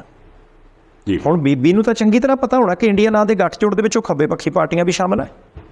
ਤਾਂ ਜੇ ਤੁਸੀਂ ਭਾਜਪਾ ਨੂੰ ਹਰਾਉਣ ਦੇ ਵੇਲੇ ਉਦਾਹਰਣ ਇਹ ਦਿਓਗੇ ਕਿ ਅਸੀਂ ਪਹਿਲਾਂ ਖੱਬੇ ਪੱਖੀ ਵੀ ਹਰਾਏ ਸੀ, ਇਹਦਾ ਮਤਲਬ ਹੈ ਕਿ ਕਿਤੇ ਨਾ ਕਿਤੇ ਬੀਬੀ ਜੀ ਇਹ ਕਹਿਣ ਦੀ ਕੋਸ਼ਿਸ਼ ਕਰ ਰਹੇ ਆ ਕਿ ਭਾਈ ਪੱਛਮੀ ਬੰਗਾਲ ਦੇ ਵਿੱਚੋਂ ਸੀਟਾਂ ਸੂਟਾਂ ਦੀ ਝਾਕ ਨਾ ਰੱਖਿਓ, ਭਾਵੇਂ ਸੀਟ ਸ਼ੇਅਰਿੰਗ ਦੇ ਉੱਤੇ ਚਰਚਾ ਹੋਣੀ ਹੈ, ਉੱਥੇ ਮੈਂ ਐਂ ਤੱਕਣੀ ਆ ਭਾਈ। ਜੀ ਜੇ ਆਪਾਂ ਮਮਤਾ ਬੈਨਰਜੀ ਦਾ ਬਿਆਨ ਦੇਖੀਏ, ਜੇ ਆਪਾਂ ਸ਼ਰਦ ਪਵਾਰ ਦੀਆਂ ਪਿਛਲੇ 20-25 ਦਿਨਾਂ ਦੀਆਂ ਗਤੀਵਿਧੀਆਂ ਦੇਖੀਏ, ਫਿਰ ਆਸ ਘੱਟ ਜਾਪਦੀ ਹੈ ਕਿ ਗੱਠਜੋੜ ਅੱਗੇ ਨੂੰ ਤੁਰੂਗਾ। ਪਰ ਦੋ ਵੱਡੇ ਇਸ਼ੂ ਪਹਿਲਾਂ ਲੱਗਦਾ ਸੀ ਕਿ ਇਹਨਾਂ ਦੇ ਵਿੱਚੋਂ ਸਾਰਿਆਂ ਨੇ ਵੱਧ ਚੜ੍ਹ ਕੇ ਕਹਿਣਾ ਕਿ ਮੈਨੂੰ ਕਨਵੀਨਰ ਬਣਾਓ ਵੀ, ਮੈਨੂੰ ਕਨਵੀਨਰ ਬਣਾਓ ਵੀ, ਮੈਂ ਵੱਡਾ ਲੀਡਰ ਹੈ। ਪਰ ਅਜੇ ਤੱਕ ਇਹ ਸਾਰੇ ਹੀ, ਕਿਉਂਕਿ ਉਹਨਾਂ ਨੂੰ ਵੀ ਪਤਾ ਕਿ ਬੀਜੇਪੀ ਦਾ ਮੁਕਾਬਲਾ ਕਰਨਾ ਇੰਨਾ ਸੌਖਾ ਥੋੜ੍ਹੀ ਹੈ, ਕਨਵੀਨਰ ਬਣ ਕੇ ਫਿਰ ਮੁੜ ਕੇ ਕੰਮ ਵੀ ਕਰਨਾ ਪੈਣਾ। ਨਿਤਿਸ਼ ਕੁਮਾਰ ਵੀ ਪਿੱਛੇ ਨੂੰ ਜਾਂਦੇ ਆ, ਹੋਰ ਵੀ ਕਈ ਲੀਡਰਾਂ ਨੇ ਕਿਹਾ ਕਿ ਭਾਈ ਅਸੀਂ ਨਹੀਂ ਬਣਨਾ, ਅਸੀਂ ਚੰਗਾ ਬੰਦਾ ਦੇਖਦੇ ਹਾਂ। ਅਤੇ ਸਭ ਤੋਂ ਵੱਡੀ ਗੱਲ ਐਂ ਲੱਗਦਾ ਸੀ ਕਿ ਕਾਂਗਰਸ ਪਾਰਟੀ ਇਸ ਗੱਠਜੋੜ ਦੇ ਉੱਤੇ ਪ੍ਰੈਸ਼ਰ ਪਾਊਗੀ ਕਿ ਅਸੀਂ ਸਭ ਤੋਂ ਵੱਡੇ ਹਾਂ, ਅਸੀਂ ਸਭ ਤੋਂ ਪੁਰਾਣੇ ਹਾਂ, ਅਸੀਂ ਭਾਰਤ ਦੇ ਵਿੱਚ ਸਭ ਤੋਂ ਲੰਬਾ ਸਮਾਂ ਰਾਜ ਕੀਤਾ, ਅਸੀਂ ਭਾਰਤ ਦੇ ਵੱਧ ਤੋਂ ਵੱਧ ਰਾਜਾਂ ਦੇ ਵਿੱਚ ਬੀਜੇਪੀ ਦੇ ਵਿਰੋਧ ਦੇ ਵਿੱਚ ਖੜ੍ਹੇ ਹਾਂ। ਲੱਗਦਾ ਸੀ ਕਿ ਉਹ ਕਹਿਣਗੇ ਕਿ ਭਾਈ ਪ੍ਰਾਈਮ ਮਿਨਿਸਟਰ ਦਾ ਅਹੁਦਾ ਸਾਡੇ ਲਈ ਰਾਖਵਾਂ ਕਰੋ, ਪਹਿਲਾਂ ਐਲਾਨ ਕਰੋ। ਪਰ ਮਲਿਕਾਰਜੁਨ ਖੜਗੇ ਸਾਹਿਬ ਸਮੇਤ ਕਾਂਗਰਸ ਦੇ ਕਈ ਲੀਡਰਾਂ ਨੇ ਪਹਿਲੇ ਕਹਿ ਦਿੱਤਾ, ਉਹ ਕਹਿੰਦੇ ਜੀ ਪਹਿਲਾਂ ਅਸੀਂ ਇਲੈਕਸ਼ਨ ਲੜਨੀ ਹੈ, ਸੀਟ ਸ਼ੇਅਰਿੰਗ ਕਰਕੇ, ਉਹਦੇ ਤੋਂ ਬਾਅਦ ਇਲੈਕਸ਼ਨ ਦਾ ਨਤੀਜਾ ਆਊਗਾ, ਅਸੀਂ ਫਿਰ ਸਾਰਿਆਂ ਨਾਲ ਰਲ ਮਿਲ ਕੇ ਬੈਠ ਕੇ ਦੇਖਾਂਗੇ ਪ੍ਰਧਾਨ ਮੰਤਰੀ ਦਾ ਚਿਹਰਾ ਕੌਣ ਹੋਏਗਾ। ਇਹਦਾ ਮਤਲਬ ਹੈ ਕਿ ਜਿਸ ਗੱਲ ਦੇ ਉੱਤੇ ਸਭ ਤੋਂ ਵੱਧ ਲੜਾਈ ਪੈਣ ਦੀ ਸੰਭਾਵਨਾ ਸੀ, ਜਿਸ ਗੱਲ ਦੇ ਉੱਤੇ ਸਭ ਤੋਂ ਵੱਧ ਫੁੱਟ ਪੈਣ ਦੀ ਸੰਭਾਵਨਾ ਸੀ, ਉਸ ਗੱਲ ਨੂੰ ਰੋਕਣ ਦਾ ਯਤਨ ਤਾਂ ਕੀਤਾ ਜਾ ਰਿਹਾ ਹੈ। ਪਰ ਇਹ ਬ੍ਰੇਕਾਂ ਕਿੰਨੀ ਕੁ ਦੇਰ ਲੱਗਦੀਆਂ, ਇਹ ਟਰਾਲੀ ਦੇ ਵਿੱਚੋਂ ਜਾਂ ਗੱਡੇ ਦੇ ਵਿੱਚੋਂ ਫਟਾ ਡਿੱਗਣ ਤੋਂ ਰੋਕਣ ਦੇ ਵਿੱਚ ਕਿੰਨਾ ਕੁ ਚਿਰ ਕਾਮਯਾਬ ਹੁੰਦੇ ਆ, ਸੰਧਾਲੀਆ ਸਾਹਿਬ ਸਮਾਂ ਦੱਸੂਗਾ। ਡਾਕਟਰ ਸਾਹਿਬ, ਰੇਹੜੀ 'ਤੇ ਕਈ ਵਾਰ ਤੁਸੀਂ ਦੇਖਿਆ ਹੋਣਾ ਸੇਬ, ਅਮਰੂਦ ਜਾਂ ਇਹੋ ਜਿਹੀਆਂ ਜਿਹੜੀਆਂ ਚੀਜ਼ਾਂ ਹੁੰਦੀਆਂ, ਸੰਤਰੇ, ਜਿਹੜੀਆਂ ਰਿੜਨ ਜਿਹੀ ਵਾਲੀਆਂ ਚੀਜ਼ਾਂ ਹੁੰਦੀਆਂ, ਪੇਪਰਾਂ ਜਾਂ ਕੋਈ ਇੱਕ ਅੱਧਾ ਨਿਕਲ ਗਿਆ ਅਤੇ ਇਹ ਰੇਹੜੀ ਖਾਲੀ ਹੋ ਜਾਣੀ। ਇਹ ਮੈਨੂੰ ਲੱਗਦਾ ਵੀ ਇਹ ਕੁੱਲ ਮਿਲਾ ਕੇ ਕਾਂਗਰਸ ਪਾਰਟੀ ਦੀ ਸਟ੍ਰੈਟਜੀ ਬਿਲਕੁਲ ਉਹ ਆ ਵੀ ਯਾਰ ਇਹ ਜਿੱਦਾਂ ਦੇ ਇਸ ਵਕਤ ਢਾਲ ਜੀ ਦੇ ਉੱਪਰ ਅਮਰੂਦ ਖੜ੍ਹੇ ਕੀਤੇ ਆ ਨਾ, ਇਹ ਨਾ ਵੇਖੀ ਪਹਿਲਾਂ ਚੁਕਾਣਾ ਕਿਹੜਾ, ਲਾਲ ਕਿਹੜਾ, ਤੀਆਂ ਵਾਲਾ ਕਿਹੜਾ, ਥੋੜ੍ਹਾ ਵੱਧ ਪੱਕਾ ਕਿਹੜਾ, ਕੱਚਾ ਕਿਹੜਾ, ਨਿੱਕਾ ਕਿਹੜਾ, ਮੋਟਾ ਕਿਹੜਾ। ਸਿਰਫ ਇਹ ਰੇਹੜੀ 'ਤੇ ਬਣੇ ਰਹਿਣ ਅਤੇ ਅਗਲਿਆਂ ਨੂੰ ਲੱਗੇ ਵੀ ਯਾਰ ਰੇਹੜੀ ਭਰੀ ਆ। ਇਹ ਮੈਨੂੰ ਲੱਗਦਾ ਵੀ ਬਿਆਨ ਕੁੱਲ ਮਿਲਾ ਕੇ ਉਹਦਾ ਇੱਕ ਫੰਬਣਾ ਸੀ ਹੋਰ ਕੁਛ। ਕਿਉਂਕਿ ਤੁਸੀਂ ਆਪ ਦੇਖੋ ਵੀ ਜੇ ਉਹ ਮਾੜਾ ਜਿਹਾ ਬਿਆਨ ਨਹੀਂ ਦੇ ਦਿੰਦੇ, ਚਲੋ ਕਨਵੀਨਰ ਤੇ ਕਿਸੇ ਨੂੰ ਬਣਾ ਲਓ, ਜਿੱਦਣ ਕੱਲ੍ਹ ਨੂੰ PM ਦੀ ਗੱਲ ਚੱਲੀ ਜਾਂ ਚਿਹਰੇ ਦੀ ਗੱਲ ਚੱਲੀ, ਉਦੋਂ ਫਿਰ ਖਿਆਲ ਰੱਖੋ ਗਾਂਧੀ ਪਰਿਵਾਰ ਦਾ। ਇੰਨੀ ਗੱਲ ਕਹਿਣ ਦੀ ਦੇਰ ਸੀ, ਉਹ ਜਿੱਦਾਂ ਸਭ ਤੋਂ ਥੱਲੇ ਵਾਲਾ ਅਮਰੂਦ ਕੱਢ ਲਓ ਅਤੇ ਰੇਹੜੀ ਖਾਲੀ ਹੋ ਜਾਂਦੀ ਨਾ, ਉੱਦਾਂ ਇਹ ਕੰਮ ਹੀ ਹੋ ਜਾਣਾ ਸੀ। ਸੋ ਮੈਨੂੰ ਲੱਗਦਾ ਫਿਰ ਇਹਨਾਂ ਨੇ ਸਿਆਣੀ ਕੀਤੀ ਆ ਵੀ ਅਜੇ ਜਿੰਨੇ ਕੁ ਅਮਰੂਦ ਹੈਗੇ ਬਚਾ ਛੱਡੀਏ, ਕਿਉਂਕਿ ਅਮਰੂਦਾਂ ਦੇ ਉੱਪਰ ਤੋਤੇ ਜਿੱਦਾਂ ਆਮ ਪੈਂਦੇ ਨੇ, ਫਿਰ ਜਿਹੜਾ ਮਾੜਾ ਜਿਹਾ ਪੱਕਾ ਨਹੀਂ ਤਾਂ ਉਹਨੇ ਨਾਲ ਹੀ ਚੁੰਝ ਮਾਰ ਜਾਣੀ ਆ। ਉਹੀ ਕੰਮ ਹੁਣ ਬਾਕੀਆਂ ਦਾ ਵੀ ਉਹਨਾਂ ਨੂੰ ਪਤਾ BJP ਵਾਲਿਆਂ ਦਾ ਵੀ ਇੱਕ ਰਾਏ ਦਿਨੋਂ ਕੋਈ ਠੰਡਾ ਮਿੱਠਾ ਜਿਹਾ ਹੋਇਆ ਅਤੇ ਨਾਲ ਹੀ ਖਿਸਕਾ ਲੈਣਾ। ਹੁਣ ਜੇ ਸ਼ਰਦ ਪਵਾਰ ਸਾਹਿਬ ਜਿੱਦਣੇ ਗੱਠਜੋੜ ਸ਼ੁਰੂ ਹੋਇਆ ਸੀ, ਉਦਣ ਸ਼ਰਦ ਪਵਾਰ ਸਾਹਿਬ ਦੇ ਕੋਲ ਜੋ ਤਾਕਤ ਸੀਗੀ, ਉਹ ਤਾਕਤ ਅੱਜ ਦੀ ਡੇਟ 'ਚ ਥੋੜ੍ਹਾ ਹੈ ਕਿ ਅਜੀਤ ਪਵਾਰ ਦੇ ਦੂਜੇ ਪਾਸੇ ਅਗਲਾ ਉਪ ਮੁੱਖ ਮੰਤਰੀ ਬਣਿਆ ਬੈਠਾ। ਸੋ ਆਹ ਜਿਹੜੀਆਂ ਵਿੱਚ ਗਿਣਤੀਆਂ ਮਿਣਤੀਆਂ ਨੇ ਨਾ, ਇਹਦੇ 'ਚ ਮੈਨੂੰ ਇਹ ਲੱਗਦਾ ਕਿ ਵੀ ਫਿਲਹਾਲ ਇਹ ਸਾਰੇ ਕੁਛ ਨੂੰ ਕਿਸੇ ਨਾ ਕਿਸੇ ਤਰ੍ਹਾਂ ਟਾਈਮ ਟਪਾਉਣ ਦੇ ਹਿਸਾਬ ਨਾਲ, ਲੰਘਾਉਣ ਦੇ ਹਿਸਾਬ ਨਾਲ ਚੱਲ ਰਿਹਾ। ਸਰ ਨਿਤੀਸ਼ ਕੁਮਾਰ ਸਾਹਿਬ ਨੇ ਜਿੱਦਾਂ ਨਾ ਕੀਤੀ ਤਾਂ ਨਾ, ਮੈਂ ਨਹੀਂ ਬਣਦਾ ਕਨਵੀਨਰ। ਮੈਨੂੰ ਲੱਗਦਾ ਵੀ ਉਹ ਕਿਤੇ ਨਾ ਕਿਤੇ ਅਜੇ ਵੀ ਉਹਨਾਂ ਨੂੰ ਲੱਗਦਾ ਵੀ ਤਾਰ ਮੇਰੀ ਕਿਤੇ ਹੋਰ ਜੁੜੀ ਆ, ਇਹ ਮੈਨੂੰ ਡਰਾਈਵਰ ਵਾਲੀ ਸੀਟ ਤੇ ਬਿਠਾਉਣ ਨੂੰ ਫਿਰਦੇ ਆ, ਮੈਂ ਤੇ ਪਿੱਛੇ ਜੇ ਜਾ ਕੇ ਬਾਰੀ ਨਾਲ ਲੰਘਣਾ, ਜੇ ਪਹੁੰਚ ਗਏ ਤੇ ਇਸੇ ਤੇ ਚੜੇ ਰਵਾਂਗੇ, ਨਹੀਂ ਤੇ ਫਿਰ ਜਦੋਂ ਮਰਜ਼ੀ ਮਾੜੀ ਰੇਸ ਘੜੀ ਤੇ ਆਪਾਂ ਉਤਰ ਕੇ ਦੂਜੀ ਬੱਸ ਤੇ ਜਾ ਜਾਣਾ। ਕਿਹੜਾ ਉੱਥੇ ਡਰਾਈਵਰੀ ਕਰਦਾ ਕੋਈ। ਅਮਰਿੰਦਰ ਸਿੰਘ ਰਾਜਾ ਵੜਿੰਗ ਦੀ ਚਰਚਾ ਕਰਨੀ ਆ। ਸੰਧਾਲੀਆ ਸਾਹਿਬ, ਕਬੱਡੀ ਸਾਰੇ ਪੰਜਾਬੀਆਂ ਨੇ ਵੇਖੀ, ਬਹੁਤਿਆਂ ਨੇ ਖੇਡੀ ਵੀ। ਆਮ ਤੌਰ 'ਤੇ ਜਾਫੀ 4 ਹੁੰਦੇ ਆ। ਇੱਧਰੋਂ ਜਦੋਂ ਪਲੇਅਰ ਧਾਵੀ 'ਚ ਆਉਂਦਾ ਨਾ ਦਮ ਪਾਉਣ, ਤੇ 99% ਸਮਾਂ ਉਹ ਚਾਰੇ ਦੇ ਚਾਰੇ ਜਾਫੀ ਜਿਹੜੇ ਇਕੱਠੇ ਹੁੰਦੇ ਆ, ਫਿਰ ਉਹ ਕਬੱਡੀ ਕਬੱਡੀ ਕਬੱਡੀ ਕਬੱਡੀ ਕਰਦਾ ਬੰਦਾ ਅੱਗੇ ਜਾਂਦਾ। ਪਰ ਕਈ ਵਾਰੀ ਕਈ ਸੱਜਣ ਇੱਦਾਂ ਦੇ ਵੀ ਹੁੰਦੇ ਆ ਜਿਹੜੇ ਫਿਰ ਕਈ ਵਾਰੀ ਨਾ ਹੱਥ ਛੱਡ ਕੇ ਇੱਕ ਬੰਦਾ ਇੱਕ ਪਾਸੇ ਨੂੰ ਹੋ ਜਾਂਦਾ, ਦੂਸਰਾ ਦੂਸਰੇ ਪਾਸੇ ਨੂੰ ਹੋ ਜਾਂਦਾ, ਅਤੇ ਪਿੱਛੋਂ ਆ ਕੇ ਜੱਫਾ ਪਾ ਲੈਂਦਾ ਉਹਦੇ ਵਿੱਚੋਂ ਧਾਵੀ ਨੂੰ ਇੱਕ। ਇਹ ਰਣਨੀਤੀ ਵੀ ਹੁੰਦੀ ਕਈ ਵਾਰੀ। ਹੁਣ ਅਮਰਿੰਦਰ ਸਿੰਘ ਰਾਜਾ ਵੜਿੰਗ ਕਾਂਗਰਸ ਪਾਰਟੀ ਦੇ ਸੂਬਾ ਪ੍ਰਧਾਨ ਨੇ, ਅਤੇ ਮੈਨੂੰ ਉਹਨਾਂ ਦੀ ਰਣਨੀਤੀ ਇੱਦਾਂ ਦੀ ਲੱਗਦੀ ਆ। ਬੜੇ ਵੱਡੇ ਦੋਸ਼ ਲੱਗੇ। ਕਾਂਗਰਸ ਪਾਰਟੀ ਦੀ ਪੰਜਾਬ ਇਕਾਈ ਨੂੰ ਜਵਾਬ ਦੇਣਾ ਤੱਕ ਔਖਾ ਹੋ ਗਿਆ ਸੀ ਜਦੋਂ ਇੰਡੀਆ ਗੱਠਜੋੜ ਬਣਿਆ। ਅਕਾਲੀਆਂ ਨੇ ਕਹਿਣਾ ਸ਼ੁਰੂ ਕਰਤਾ ਸੀ, ਭਾਜਪਾਈਆਂ ਨੇ ਕਹਿਣਾ ਸ਼ੁਰੂ ਕਰਤਾ ਸੀ, ਦੇਖਿਆ ਅਸੀਂ ਤਾਂ ਪਹਿਲਾਂ ਹੀ ਕਹਿੰਦੇ ਸੀ AB ਟੀਮਾਂ ਨੇ ਕਾਂਗਰਸ ਤੇ ਆਪ, ਦੇਖਿਆ ਇਕੱਠੇ ਹੋ ਗਿਆ, ਦੇਖਿਆ ਗੱਠਜੋੜ ਕਰ ਲਿਆ। ਰਾਜਾ ਵੜਿੰਗ ਸਾਹਿਬ ਬਹੁਤ ਕਹਿੰਦੇ ਸੀ ਨਹੀਂ ਯਾਰ ਅਸੀਂ ਨਹੀਂ ਗੱਠਜੋੜ ਕਰਨ ਦਿੰਦੇ, ਤੁਸੀਂ ਘਬਰਾਓ ਨਾ, ਅਸੀਂ ਧਰਨੇ ਦੇ ਰਹੇ, ਅਸੀਂ ਤਾਂ ਸਰਕਾਰ ਦੇ ਖਿਲਾਫ ਲੜ ਰਹੇ ਪੰਜਾਬ 'ਚ। ਹੁਣ ਉਹਨਾਂ ਨੇ ਉੱਪਰੋਂ ਵੱਜਣਾ ਸ਼ੁਰੂ ਕਰ ਦਿੱਤਾ। ਜਿੱਦਾਂ ਮੈਂ ਕਿਹਾ ਕਿ ਭਾਈ ਜਿਹੜੇ ਜਾਫੀ ਹੁੰਦੇ ਆ ਕਈ ਵਾਰੀ ਕੰਨੀ ਛੱਡ ਜਾਂਦੇ ਆ, ਪਿੱਛੋਂ ਆ ਕੇ ਜੱਫਾ ਪਾਉਂਦੇ ਆ। ਅੱਜ ਫਿਰੋਜ਼ਪੁਰ ਦੇ ਵਿੱਚ ਨਸ਼ਿਆਂ ਦੇ ਮੁੱਦੇ ਤੇ, ਹੜ੍ਹਾਂ ਦੇ ਮੁੱਦੇ ਦੇ ਉੱਤੇ ਧਰਨਾ ਸੀ ਕਾਂਗਰਸ ਪਾਰਟੀ ਦਾ, ਇਕੱਠ ਬੜਾ ਸੀ, ਇਹਦੇ ਵਿੱਚ ਕੋਈ ਦੋ ਰਾਏ ਨਹੀਂ। ਗਰਮੀ ਵੀ ਬੜੀ, ਇਕੱਠ ਵੀ ਬੜਾ। ਕਾਂਗਰਸ ਪਾਰਟੀ ਦੇ ਵਰਕਰ ਪਹਿਲੀ ਵਾਰੀ ਕਿਸੇ ਧਰਨੇ ਦੇ ਵਿੱਚ ਇੰਨੇ ਉਤਸ਼ਾਹ ਦੇ ਨਾਲ ਆਉਂਦੇ ਦੇਖੇ। ਅਤੇ ਉੱਥੇ ਰਾਜਾ ਵੜਿੰਗ ਸਾਹਿਬ ਬਾਅਦ ਵਿੱਚ ਪੱਤਰਕਾਰਾਂ ਨਾਲ ਗੱਲ ਕਰਨ ਲੱਗ ਪਏ। ਪਸੀਨਾ ਆਇਆ ਸਾਰਿਆਂ ਨੂੰ, ਗਰਮੀ ਆਈ ਖੂਬ, ਪਰ ਇਹਦੇ ਬਾਵਜੂਦ ਵੀ ਰਾਜਾ ਵੜਿੰਗ ਸਾਹਿਬ ਨੇ ਹਮਲੇ ਦੀ ਧਾਰ ਤਿੱਖੀ ਰੱਖੀ। ਉਹਨਾਂ ਨੂੰ ਫਿਰ ਪੁੱਛ ਲਿਆ ਜੀ ਉਹ ਕਿੱਦਾਂ ਜੀ, ਫਿਰ ਇੱਦਾਂ ਦੇਖੋ ਜੀ ਉਹ ਤੁਹਾਡੇ 'ਤੇ ਇਲਜ਼ਾਮ ਲੱਗਦਾ ਜੀ, ਫਿਰ ਤੁਸੀਂ ਰਲੇ ਆ ਜੀ, ਤੁਹਾਡਾ ਗੱਠਜੋੜ ਆ ਜੀ। ਉਹ ਕਹਿੰਦੇ ਅਸੀਂ ਰਲੇ ਆ। ਉਹ ਕਹਿੰਦੇ ਮੈਂ ਦੱਸਦਾ ਤੁਹਾਨੂੰ ਕੌਣ ਰਲਿਆ। ਉਹ ਕਹਿੰਦੇ ਜੀ ਵਿਧਾਨ ਸਭਾ ਦਾ ਸੱਦਣਾ ਸੀ ਸੈਸ਼ਨ ਜੀ। ਪਹਿਲਾਂ ਤਾਂ ਰਾਜਪਾਲ ਸਾਹਿਬ ਕਹਿੰਦੇ ਜੀ ਗੈਰ ਸੰਵਿਧਾਨਕ ਆ, ਇਹ ਸੈਸ਼ਨ ਠੀਕ ਨਹੀਂ, ਆਹ ਸੈਸ਼ਨ ਨਹੀਂ, ਉਹ ਤੋਂ ਪਿਛਲੇ ਸੈਸ਼ਨ ਦੀ ਗੱਲ ਸੀ ਸੰਧਾਲੀਆ ਸਾਹਿਬ। ਉਹ ਕਹਿੰਦੇ ਪਹਿਲਾਂ ਤਾਂ ਲਿਖਤੀ ਰੂਪ ਦੇ ਵਿੱਚ ਰਾਜਪਾਲ ਸਾਹਿਬ ਕਹੀ ਜਾਂਦੇ ਜੀ ਸੈਸ਼ਨ ਹੀ ਗੈਰ ਸੰਵਿਧਾਨਕ ਆ, ਅਤੇ ਮੁੜ ਕੇ ਕਹਿੰਦੇ ਪਤਾ ਕੀ ਹੋਇਆ, ਮੁੱਖ ਮੰਤਰੀ ਸਾਹਿਬ ਅਮਿਤ ਸ਼ਾਹ ਦੇਸ਼ ਦੇ ਗ੍ਰਹਿ ਮੰਤਰੀ ਸਾਹਿਬ ਕੋਲ ਜਾਏ ਅਤੇ ਸਾਰਾ ਕੁਝ ਸੰਵਿਧਾਨਕ ਹੋ ਗਿਆ, ਕਿਉਂਕਿ ਅੰਦਰ ਖਾਤੇ ਗਿੱਟ ਵਿੱਟ ਕਰਿਆ ਸੀ। ਉਹ ਕਹਿੰਦੇ ਗਿੱਟ ਵਿੱਟ ਤਾਂ ਆਮ ਆਦਮੀ ਪਾਰਟੀ ਅਤੇ ਭਾਜਪਾ ਦੀ ਆ, ਸਾਡਾ ਤਾਂ ਐਵੇਂ ਨਾ ਹੀ ਲੱਗਦਾ, ਹੌਲੀ ਹੌਲੀ ਸੱਚ ਤੁਹਾਡੇ ਸਾਹਮਣੇ ਆ ਜਾਊਗਾ। ਸਾਡਾ ਕਹਿੰਦੇ ਆਮ ਆਦਮੀ ਪਾਰਟੀ ਦੇ ਨਾਲ ਲੈਣਾ ਦੇਣਾ ਕੋਈ ਨਹੀਂ, ਇਹਨਾਂ ਦੀ ਸਰਕਾਰ ਦੇ ਨਾਲ ਕੋਈ ਲੈਣਾ ਦੇਣਾ ਨਹੀਂ, ਇਹ ਤਾਂ BJP ਦੇ ਨਾਲ ਅੰਦਰ ਖਾਤੇ ਜੱਫੀਆਂ ਪਾਉਂਦੇ ਫਿਰਦੇ ਆ। ਹੁਣ ਸੰਧਾਲੀਆ ਸਾਹਿਬ, ਰਾਜਾ ਵੜਿੰਗ ਸਾਹਿਬ ਨੇ ਫਿਰੋਜ਼ਪੁਰ ਦੀ ਧਰਤੀ ਦੇ ਉੱਤੇ ਜਿਸ ਤਰੀਕੇ ਪਿੱਛੇ ਹੋ ਕੇ ਜੱਫਾ ਲਾਉਣ ਦੀ ਕੋਸ਼ਿਸ਼ ਕੀਤੀ ਹੈ, ਦੇਖਦੇ ਆ ਕਿ ਕੁੰਡੀਆਂ ਦੇ ਸਿੰਘ ਕਿੱਥੇ ਤੱਕ ਫਸਦੇ। ਵੇਖੋ ਇਹ ਜਿਹੜਾ ਜੱਫਾ ਲਾਉਣ ਦੀ ਕੋਸ਼ਿਸ਼ ਹੈ ਨਾ, ਮੈਨੂੰ ਪਤਾ ਨਹੀਂ ਕਿਉਂ ਲੱਗੀ ਜਾਂਦਾ ਵੀ ਜਿਹੜਾ ਇੱਕ ਦੂਰ ਬੈਠਾ ਨਾ ਦਾ ਦਰਸ਼ਕ ਜਿਹੜਾ ਵਿਚਾਰਾ ਸਵੇਰ ਤੋਂ ਬੈਠਾ ਹੁੰਦਾ, ਦੋ ਕਰਾ ਉਹਨੇ ਪਾਣੀ ਪੂਣੀ ਜਾਂ ਪੀ ਕੇ ਫਿਰ ਮੈਂ ਨਹੀਂ ਹੁਣ ਵੇਖ ਕੇ ਜਾਣਾ, ਨਾਲੇ ਇੱਕ ਤਰ੍ਹਾਂ ਦਾ ਵੇੜ ਲਈ ਕੰਮ, ਉਹਨੂੰ ਵਿੱਚ ਵਿੱਚ ਇਹ ਲੱਗਣ ਲੱਗ ਪੈਂਦਾ ਹੁੰਦਾ ਵੀ ਯਾਰ ਇਹ ਫੜਿਆ ਜਾ ਸਕਦਾ ਹੈ, ਪਤਾ ਨਹੀਂ ਇਹਨੇ ਕਿਉਂ ਨਹੀਂ ਫੜਿਆ। ਇਹ ਕਹੀ ਨਾ ਯਾਰ ਇਹ ਲੱਤ ਛਡਾਈ ਆ, ਕਿਤੇ ਛੜਤੀ ਆਪਦੀ ਨੂੰ ਯਾਰ। ਮੈਂ ਨਹੀਂ ਕਹਿੰਦਾ ਕੁਛ ਵੀ, ਪਰ ਜਦੋਂ ਉਹਨੂੰ ਇਹੋ ਜਿਹੀਆਂ ਗੱਲਾਂ ਹੀ ਲੱਗਣ ਫਿਰ ਉਹ ਕਿਤੇ ਕਿਤੇ ਉਹਦੇ ਮਨ 'ਚ ਹੁੰਦਾ ਵੀ ਯਾਰ ਹੁਣ ਪਤਾ ਨਹੀਂ ਖੋਰਿਆ ਕਿਹੜਾ ਕਿਹਦੇ ਨਾਲ ਰਲਿਆ, ਜਾਂ ਆਪਾਂ ਕਿਤੇ ਯਕੀਨ ਕਰੀਏ ਕਿਹਦੇ 'ਤੇ ਨਾ ਕਰੀਏ। ਦੇਖੋ ਰਾਜਾ ਵੜਿੰਗ ਸਾਹਿਬ ਦੇ ਇਸ ਬਿਆਨ ਨੂੰ ਜਿੱਦਾਂ ਜਿੰਨਾ ਕਿ ਤੁਸੀਂ ਮੰਨਿਆ, ਉਹਨਾਂ ਕਿ ਮੈਂ ਮੰਨਿਆ, ਉਹਨਾਂ ਕਿ ਪੰਜਾਬ ਦੇ ਲੋਕਾਂ ਨੇ ਮੰਨਣਾ ਕਿ ਕਿਹੜਾ ਕਿਹੜੇ ਨਾਲ ਰਲਿਆ। ਪਰ ਇਹਦਾ ਮਤਲਬ ਇਹ ਨਹੀਂ ਹੈ ਵੀ ਮੈਂ ਕਹਿੰਦਾ ਵੀ ਆਮ ਆਦਮੀ ਪਾਰਟੀ ਦੇ ਨਾਲ ਕਾਂਗਰਸ ਪਾਰਟੀ ਰਲੀ ਹੈ ਜਾਂ ਕਾਂਗਰਸ ਆਮ ਆਦਮੀ ਪਾਰਟੀ ਨਾਲ ਰਲੀ ਹੈ। ਉਹਨਾਂ ਵਿਚਾਰਿਆਂ ਦੀ ਮਜਬੂਰੀ ਹੈ, ਕਿਉਂਕਿ ਜੇ ਇਹ ਠੱਪਾ ਇਹ ਗੱਲ ਇੱਥੇ ਕਿਤੇ ਬਣ ਜਾਂਦੀ ਹੈ, ਜਿਹੜੀ ਕਿ ਆਪਾਂ ਇਸ ਤੋਂ ਪਹਿਲਾਂ ਗੱਲ ਕਰਕੇ ਹਟੇ ਆ ਵੀ ਉਹ ਇੰਡੀਆ ਨਾਂ ਦੇ ਗੱਠਜੋੜ 'ਚ ਕਾਂਗਰਸ ਤੇ ਆਮ ਆਦਮੀ ਪਾਰਟੀ ਸਾਂਝੀਆਂ ਰਹਿੰਦੀਆਂ ਨੇ, ਅਤੇ ਉਹਦੇ ਲਈ ਆਉਣ ਵਾਲੇ ਸਮੇਂ 'ਚ ਰਾਜਾ ਵੜਿੰਗ ਸਾਹਿਬ ਕਾਂਗਰਸ ਪਾਰਟੀ ਦੇ ਹੋਰ ਲੀਡਰਾਂ ਨੂੰ ਪੰਜਾਬ ਦੇ ਵਿੱਚ 2024 ਦੀਆਂ ਇਲੈਕਸ਼ਨਾਂ ਦੇ ਨੇੜੇ ਜਵਾਬ ਦੇਣਾ ਔਖਾ ਹੋ ਜਾਣਾ। ਕਿਉਂਕਿ ਜੋ ਕੁਛ ਵੀ ਇਸ ਵਕਤ ਪੰਜਾਬ 'ਚ ਹੋ ਰਿਹਾ, ਜੇ ਚੰਗਾ ਕਰ ਗਈ ਆਮ ਆਦਮੀ ਪਾਰਟੀ, ਸਿਹਰਾ ਉਹਨਾਂ ਨੇ ਆਣਾ ਵੀ ਅਸੀਂ ਕੀਤਾ। ਜੇ ਕੁਛ ਵੀ ABCD ਮਾੜਾ ਹੋ ਗਿਆ ਅਤੇ ਉਹਦਾ ਜਿੰਨਾ ਸੇਕ ਆਮ ਆਦਮੀ ਪਾਰਟੀ ਨੂੰ ਲੱਗਣਾ, ਉਹਨਾਂ ਦੇ ਨਾਲ ਭਾਈਵਾਲਾ ਨੂੰ ਲੱਗ ਜਾਣਾ। ਜਿਹੜੀ ਗੱਲ ਅੱਗੇ ਉਦੋਂ BJP ਦੇ ਲੀਡਰ ਸਾਹਿਬਾਨ ਕਹਿੰਦੇ ਹੁੰਦੇ ਵੀ ਯਾਰ ਸਾਡੀ ਤਾਂ ਗੱਲ ਹੀ ਕੋਈ ਨਹੀਂ, ਕੀਤਾ ਸਾਰਾ ਕੁਛ ਕਰਨੀਆਂ ਸਾਨੂੰ ਤਾਂ ਐਵੇਂ ਰਗੜਦਾ ਨਾਲ।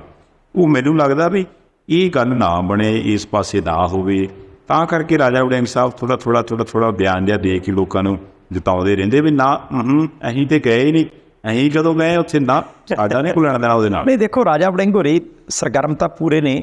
ਹੁਣ ਦੇਖਦੇ ਹਾਂ ਸੰਧਾਲੀਆ ਸਾਹਿਬ, ਜਦੋਂ ਉਹਨਾਂ ਨੂੰ ਪੁੱਛਿਆ ਗਿਆ ਨਾ ਉੱਥੇ ਸਵਾਲ ਕਿ ਦੇਖੋ ਜੀ ਗੱਲ ਕਹਾਣੀ ਕਿੱਥੇ ਖੜੀ ਹੈ, ਰਾਜਾ ਵੜਿੰਗ ਹੋਰਾਂ ਨੂੰ ਪੁੱਛਿਆ ਅਤੇ ਪੁੱਛਿਆ ਕਿ ਤੁਹਾਡੀ ਤਾਂ ਯੂਥ ਕਾਂਗਰਸ ਹੀ ਟੁੱਟੀ ਪਈ ਹੈ, ਪਾਰਟੀ ਪਈ ਹੈ, ਤੁਹਾਡੇ ਅੱਧੇ ਬੰਦੇ ਆਉਂਦੇ ਅੱਧੇ ਨਹੀਂ ਆਉਂਦੇ। ਉਹ ਕਹਿੰਦੇ ਅੱਛਾ, ਉਹ ਕਹਿੰਦੇ ਇੱਦਾਂ ਦੀਆਂ ਗੱਲਾਂ ਨਹੀਂ, ਕੁਝ ਲੋਕ ਨੇ ਜਿਹੜੇ ਸਾਨੂੰ ਬਦਨਾਮ ਕਰਨਾ ਚਾਹੁੰਦੇ ਆ, ਉਹ ਕਹਿੰਦੇ 23 24 ਸਾਲ ਦੇ ਮੁੰਡੇ ਆ। ਅਤੇ ਅਸੀਂ ਤਾਂ ਪੰਜਾਬੀ ਇੱਦਾਂ ਕਿ ਘਰ ਦੇ ਵਿੱਚ ਵੀ ਭਰਾ ਦਾ ਕਈ ਵਾਰੀ ਝਗੜਾ ਹੋ ਜਾਂਦਾ, ਕੋਈ ਲੜਾਈ ਨਹੀਂ, ਕਹਿੰਦੇ ਸਿਰਫ ਸਾਡੀ ਲੜਾਈ ਨੂੰ ਵਧਾ ਚੜਾ ਕੇ ਦੱਸਿਆ ਜਾ ਰਿਹਾ।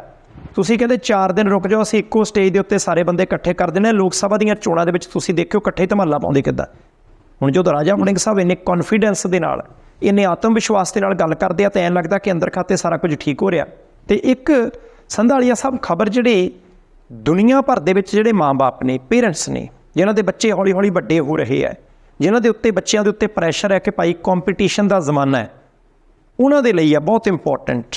ਰਾਜਸਥਾਨ ਦੇ ਵਿੱਚ ਇੱਕ ਸ਼ਹਿਰ ਹੈ ਕੋਟਾ, ਉਹਦੇ ਬਾਬਤ ਬੜੀ ਚਰਚਾ ਕਿ ਭਾਈ ਉੱਥੇ ਕੋਚਿੰਗ ਸੈਂਟਰ ਬਹੁਤ ਨੇ।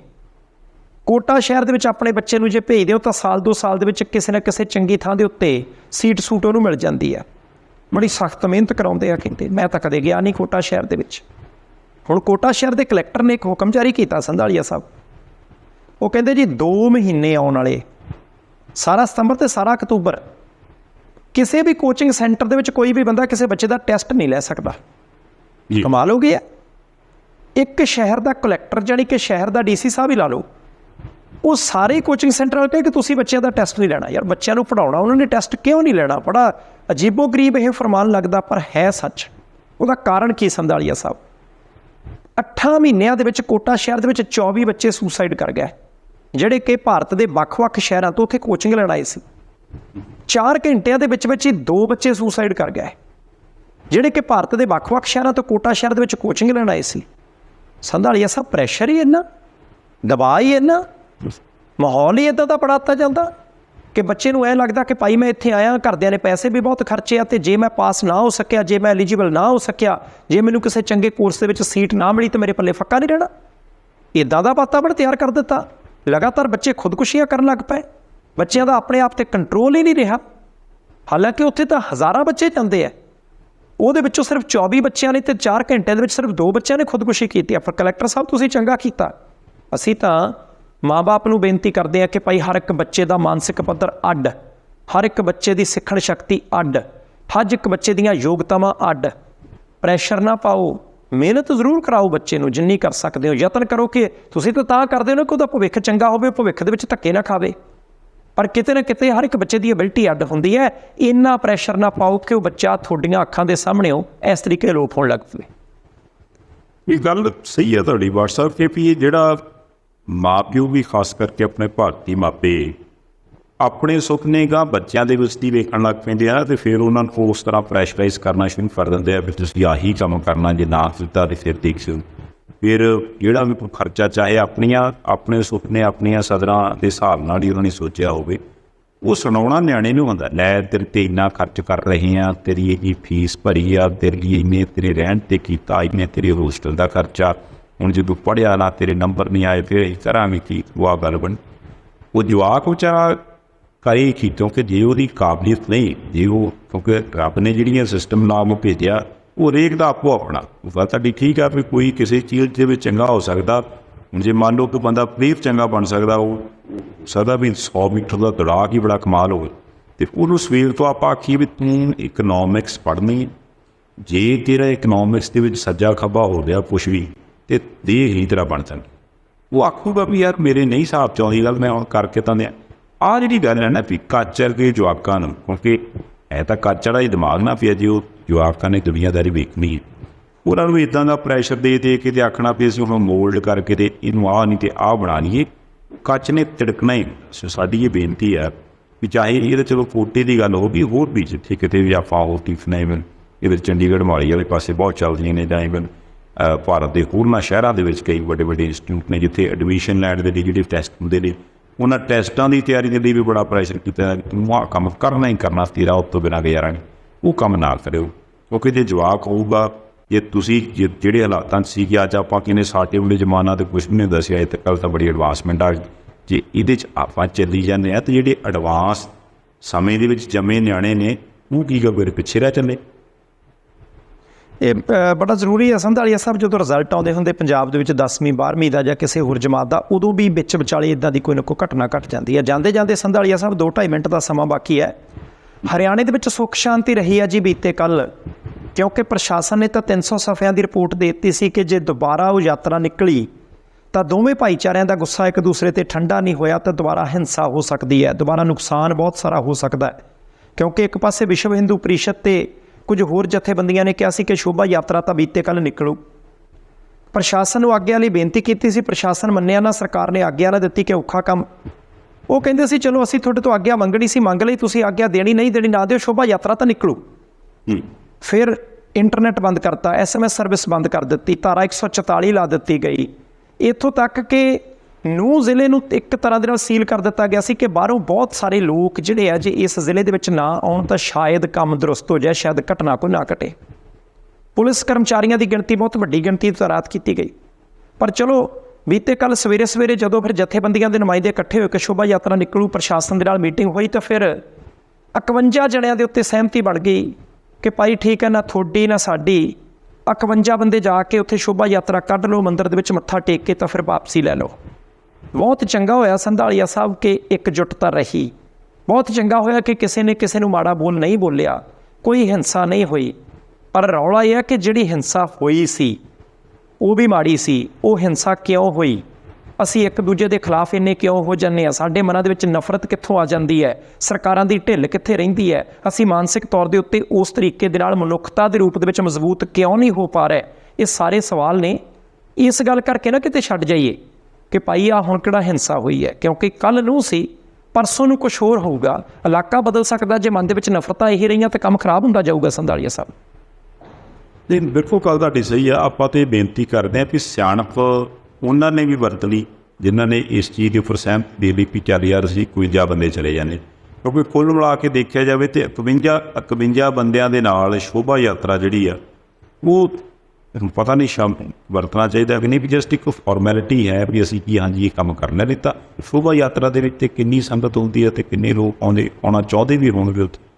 ਪਰ ਉਹਦੇ ਨਾਲੋਂ ਚੰਗਾ ਹੁੰਦਾ ਜੇ ਮੰਨ ਲਓ ਵੀ ਇਹ ਚੀਜ਼ਾਂ ਜਿਹੜੀਆਂ ਪਹਿਲੀਆਂ ਘਟਨਾਵਾਂ ਨਾ ਘਟਦੀਆਂ, ਇਹਨੂੰ ਕੋਈ ਸ਼ੋਭਾ ਯਾਤਰਾ ਠੀਕ ਠਾਕ ਨਹੀਂ ਫਿਰ ਜਾਂਦੀ, ਜਾਂ ਹੁਣ ਜਿਵੇਂ ਉਹਨਾਂ ਨੂੰ ਉਹ ਚਾਹੁੰਦੇ ਸੀ ਵੀ ਅਸੀਂ ਕੱਢਣੀ ਹੈ ਤੇ ਹੁਣ ਵੀ ਉਹਨਾਂ ਨੂੰ ਇਜਾਜ਼ਤ ਮਿਲ ਜਾਂਦੀ, ਸਗੋਂ ਸਾਰੇ ਜਿੰਨੇ ਵੀ ਲੋਕ ਸੀਗੇ ਆਸੇ ਪਾਸੇ ਤੇ ਉਹ ਸਗੋਂ ਸਿੱਖਿਆ ਦੀ ਉਹਦੇ ਸ਼ਾਮਲ ਹੁੰਦੇ।